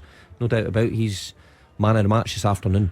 Now here's Kobayashi. I thought for a moment there he dallied too long, but he's got himself out of it. I think the Rangers supporters, again, 10 minutes to go of regulation time, will feel that they should have done better than 3, may yet do better than 3, but Celtic were there for the taking in a serious fashion. Well, I sort of I understand what you're saying, Hugh, but they'll also look at the chances Celtic have given up. If you'd have said to anybody concerned with Rangers today, it's 8 minutes on the clock, you'll be 3-0 up, you'd be over them in. Yeah, but that's until you get there and you see the progress of the match and you see the nature of the opposition and how they've had an off day, etc. But the argument against that they'll is still acknowledge that Celtic had chances, won't they? Yeah, of course you will. Postecoglou looks very downbeaten by this, just bowing his head in disappointment there as Celtic were forced to go back to Joe Hart. By the way, I've seen a lot worse Celtic performances at Ibrox and came away with a better scoreline, if that makes any sense. Like we're saying there, the chances that they created, Golson's got a problem. the chances that Celtic created at crucial times and didn't take them, but then conceded at crucial times, has made this game one-sided. Not taking anything away from Rangers. I think they've got it spot on. Their pressing, their shape, their individuals. But some sort of injury for Connor Goldson. He's holding the top of his foot, which unless it's something, looks in a bit of pain. He certainly does.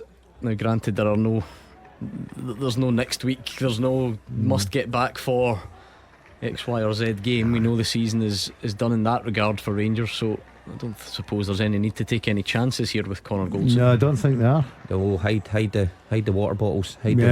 I'll tell the you what, physio's bag just in case. I wouldn't like to clean his boots. He's got big feet, look the size of the football boots. They're massive. Good observation. Oh, exactly. I'd be thinking if I was a YTS lad. That's analysis you want. Remember the old days I used to have cleaned the first Take them in team's the car boots. wash. Oh, I used to look for wee Tom McLean and all that size 4s. I mean, he hasn't had that pain. Scott Arfield was ready to come on. I don't know if he'll have to rethink that. Leon King is now out warming up.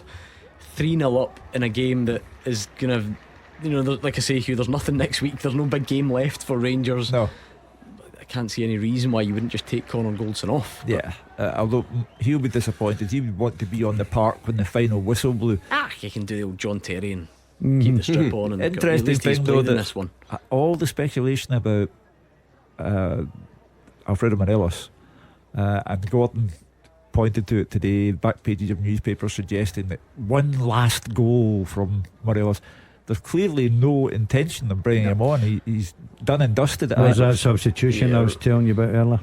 You said it was happening 25 minutes ago. No, it says Matondo and then Jack. Ryan Jack off and Scott Arfield on, so I don't know what I think Connor Goldson's going to come back on, which is fine. If he's fine, there is, I suppose, no drama, Mark. It just doesn't strike you as a scenario where chances need to be taken. No, nothing to play for. Game's done. But he'll want to come back on and take the ovation at the end. But with Morelos, there's more ways to upset a player than leaving him at the squad.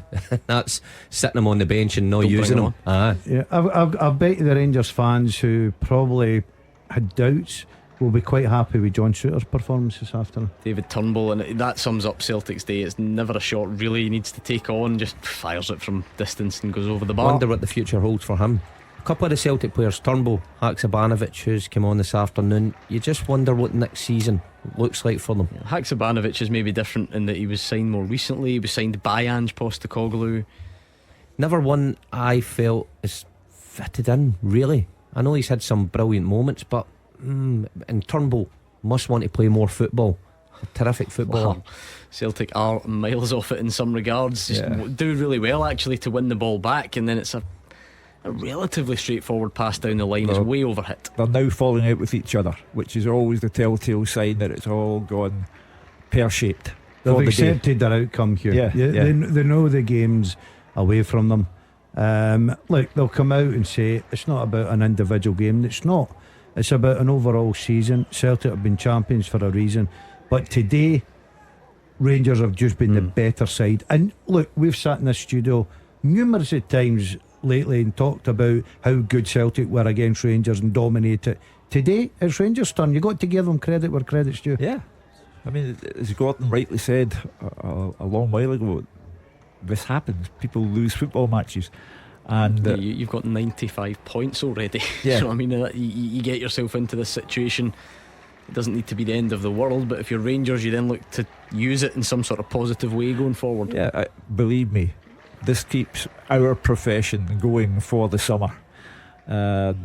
Every signing will be analysed, and the suggestion will be that there never was a gap anyway, and this result proves it, and so on and so forth. To be fair, the league table and the trophy cabinet would be more important, wouldn't it? They would be more important indicators than this game. I don't think that's the consolation. Really lose sight of that. Yeah, that's the consolation for the Celtic fans. I mean, they'll start tonight at 5 o'clock and they'll say, don't care, unimportant. And there will be some who have taken offence by it all, but that's the only form of consolation. There are real bits of silverware in the boardroom at Celtic Park, and there are none at Ibrox, and a chance, treble to come. A nod to the further into the future, if you like. Zach Lovelace and Alex Lowry are getting spoken to by Michael Beale. I don't know if that means that they're definitely coming on, but it certainly looks like that could be the case. Celtic overhit another pass and it was out of play. Let me give me the amateur psychologist point of view on that one.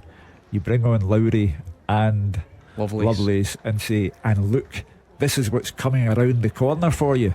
You've been outplayed, outfought today. Perhaps more bizarrely, I think I can see Glenn Kamara getting stripped to come on. Take a farewell bow.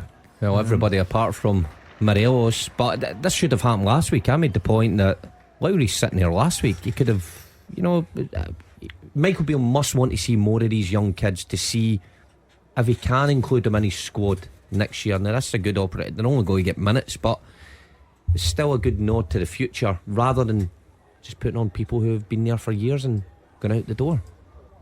Yeah, I think in particular Alex Lowry, because I noticed a bit of criticism for him even from some of the sort of B team games recently, as if not even necessarily dominating it at that level. Kobayashi's pass is intercepted by Scott Arfield, then Kobayashi intercepts the interception, but Rangers do have it again, and it's that man Todd Cantwell. He's been everywhere.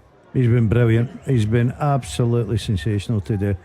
I like the way that Rangers might just be in again here. Sakala's at the byline. We've not seen too many attacks from either side recently, but he's in the box and it's flashed past the post.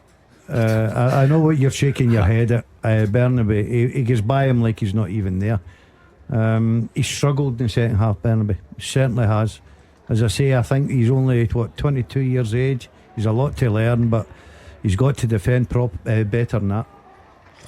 Yeah, just walks by him like he's poor, almost like 3 minutes to go. Just it doesn't matter. Yeah, there's that triple change for Rangers. Glenn Kamara on for John Lundstrom, and with no offence to Glenn Kamara, perhaps more interestingly, Alex Lowry and Zach Lovelace on in the fixture. Well, as I say, for me, that's with regard to Kamara. Is it farewell? Is it his last appearance at Ibrox? With the other two, I always remember when Sean Maloney came on for Celtic for his first ever game. It was at Ibrox, and Celtic were winning 3-0, and they took off Lubo Moravcik and they put on Sean Maloney, who went on, as Mark well knows, to have an outstanding career at Celtic. But it was Martin O'Neill's way of saying, not only are we beating you 3-0, but look who we've got in the bag for the future. And I think this is an exercise that Michael Beale is trying to do. Todd Cantwell goes off to a standing ovation, announced as man of the match at the same time. I don't think we'll get arguments in here on that, will we? Nope. Not at all. No, he's probably his best game in the Rangers shirt. Dictated play as well, set the ball rolling with his goal. Yeah, exactly what Rangers need going forward, particularly in these fixtures where you're coming up against the quality of McGregor and Rangers Hatate. are all over Celtic like a rash, and there is another one fired. I think it was Alex Lowry, was it? Yeah. Just on? Oh, Yanis Hadji, sorry. Same flow and walk. Exactly. No, it wasn't. Hadji's is a bit shorter. Dyson Maida I think it's actually going to be a throw into Rangers. I think it's the first time this season I've said that Celtic substitutes haven't made an impact in this game. Usually when they come on, they score a goal or they turn the game round or they going to make it comfortable. All credit to Rangers this afternoon. This has been a very good Rangers performance. Yeah, as soon as the third goal went in, I think Celtic were okay up until when it was 2-0 in the second half. As soon as the third goal went in, it was almost like game plan out the window, the acceptance. Yeah, there were times you could have seen Celtic get back into this, but from once the full picture's done, it will just be a well-deserved win for Rangers, won't it? Yeah, without doubt. And they should take the credit. And the game plan, the manager, I've been critical of Michael Beale, I've been critical of his tactics and his selection in these recent games, but I think today he got it spot on leaving Morelos on the bench and going with Matondo and Sakala, spot on with the shape, got the press right, even the set piece goal, a lot right from the Rangers manager this afternoon. Rangers have had an upturn in set piece goals though since Michael Beale came in, and I've lost count now, Mark, of the number of times that a Celtic defender has tried to slide that pass out wide and it's been cut out by a Rangers player. It is numerous times today. That's brave play from the Rangers fullbacks, just going and engaging and anticipating that pass. Yilmaz's taking another knock. Is that his second one? Was that what he was out injured with? No, I think this is just him. He's taking a couple of kicks and he's maybe embellishing the twice, yeah. I didn't see too many major complaints. He's fine. This game really is sort of petering out. If anything, you never know. You might envisage Rangers catching Celtic again on the break. Hugh, 4 minutes added on. Well, 4 has a better look to it than 3 for the Rangers supporters. It emphasises superiority. They certainly would deserve another one if they got it, but as I say, it's a day of reflection for Celtic. It's a lovely flick from David Turnbull. Sets Maid away, he crosses it, but Kyogo can't get there in front of the defender, John Souttar, who's had a quietly good game as well. Got his goal. He's been excellent.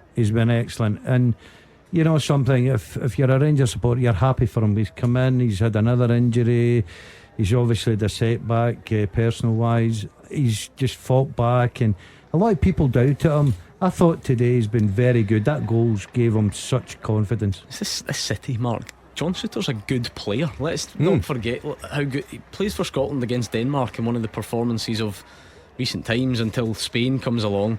He was very good for Hearts in the cup final against Rangers. He played with a broken ankle in his opening game for Rangers, and he was out injured in one of the games. He comes back. Yes, it's a short back pass and Celtic punish them, but it's very easy for a narrative, Hugh, to form that John Souttar's somehow not a good player when he clearly is. Yeah, of course. I know how good John Souttar is, spending the early part of his career with him. I've no doubt he'll be at Rangers for a long time. He just needs to find consistency with his fitness.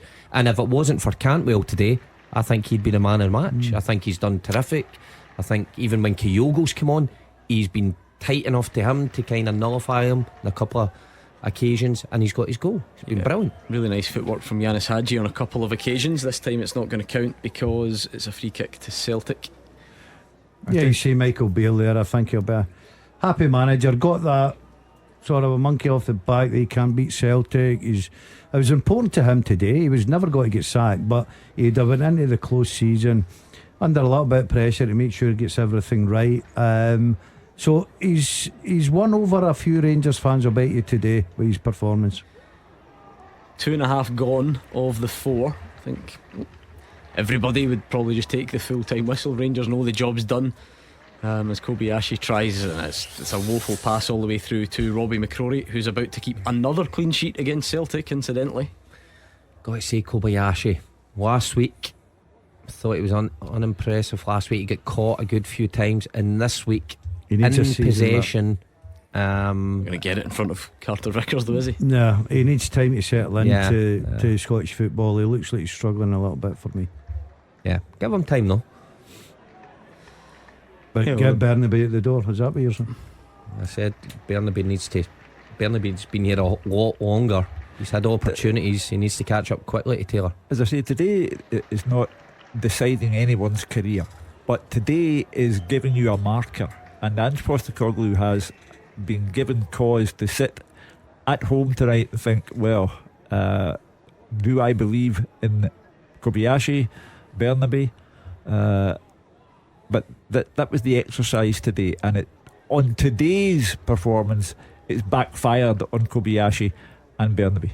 And it's about to finish, that's for sure. We're nearly there, seconds away. Stephen McLean, final look at the watch, and it is over at Ibrox. Andrew McLean. Rangers 3, Celtic 0, the full time score, and it's a convincing win for Michael Beale's men as they finally get the better of their rivals this season, and you can hear what the fans here at Ibrox make of it. It was an incredibly quick start for Rangers, who were all action. They pressed really well, they really disrupted Celtic, and that led to an early goal. John Lundstrom's shot from the edge of the box, it was saved by Joe Hart. The rebound fell to Todd Cantwell. It was still an awkward one to take, but a really good connection, and finished it well. First time to put the hosts ahead. Celtic had barely been in the game at that point, but they nearly got an instant equaliser. They hit Rangers on the break. A really nice through ball from Leila Bada to find Robbie McCrory was scrambling because he slipped. Dinked the ball over him, but saw that effort come off the post. That did help Celtic settle a bit though. Another chance for an equaliser for them, as Abada was in a great position in the middle of the box from Ralston's cutback. He didn't catch that shot well, and it was blocked in the end. They couldn't take their chances, but Rangers could. 34 minutes in, James Tavernier with a corner. John Suter getting ahead of Kobayashi, and he powered a header past Joe Hart for 2-0. Rangers then started the second half well too, but Ryan Jack dallied on the ball in the middle of his own half. It allowed Matt O'Reilly to nick the ball off him. He drove towards the Rangers box. He got a shot away, but it was a really good stop by Robbie McCrory to tip that one over the bar. Then almost straight up the other end, Joe Hart rushed out of his goal. He forced Sakala wide. Sakala cut it back to Cantwell. A powerful first time effort from him. Joe Hart was out of position, but managed to dive down to his right to get a hand on it and divert it into the side netting. Todd Cantwell, though, influential for Rangers today, and with 20 minutes to go, it was his pressure that caused a mix-up between Callum McGregor and Carl Starfelt. The ball broke to Fashion Sakala. He drove into the box, rounded Joe Hart, and passed it into the back of the net for 3-0. Rangers fans will be hoping that this is a sign of things to come next season, and a sign of things to come under Michael Beale. The Celtic team will need to dust themselves off as they refocus themselves for that treble chase. The full-time score here at Ibrox is Rangers 3, Celtic 0. The fastest goals, the experts' opinions. This is Clyde One Super Scoreboard. Clyde One Super Scoreboard podcast with Lucas Jaguar. Approved used Jaguar I-Pace now available with up to £3,800 deposit contribution, plus a complimentary smart home charger, 2 years approved used warranty and more, worth £1,500.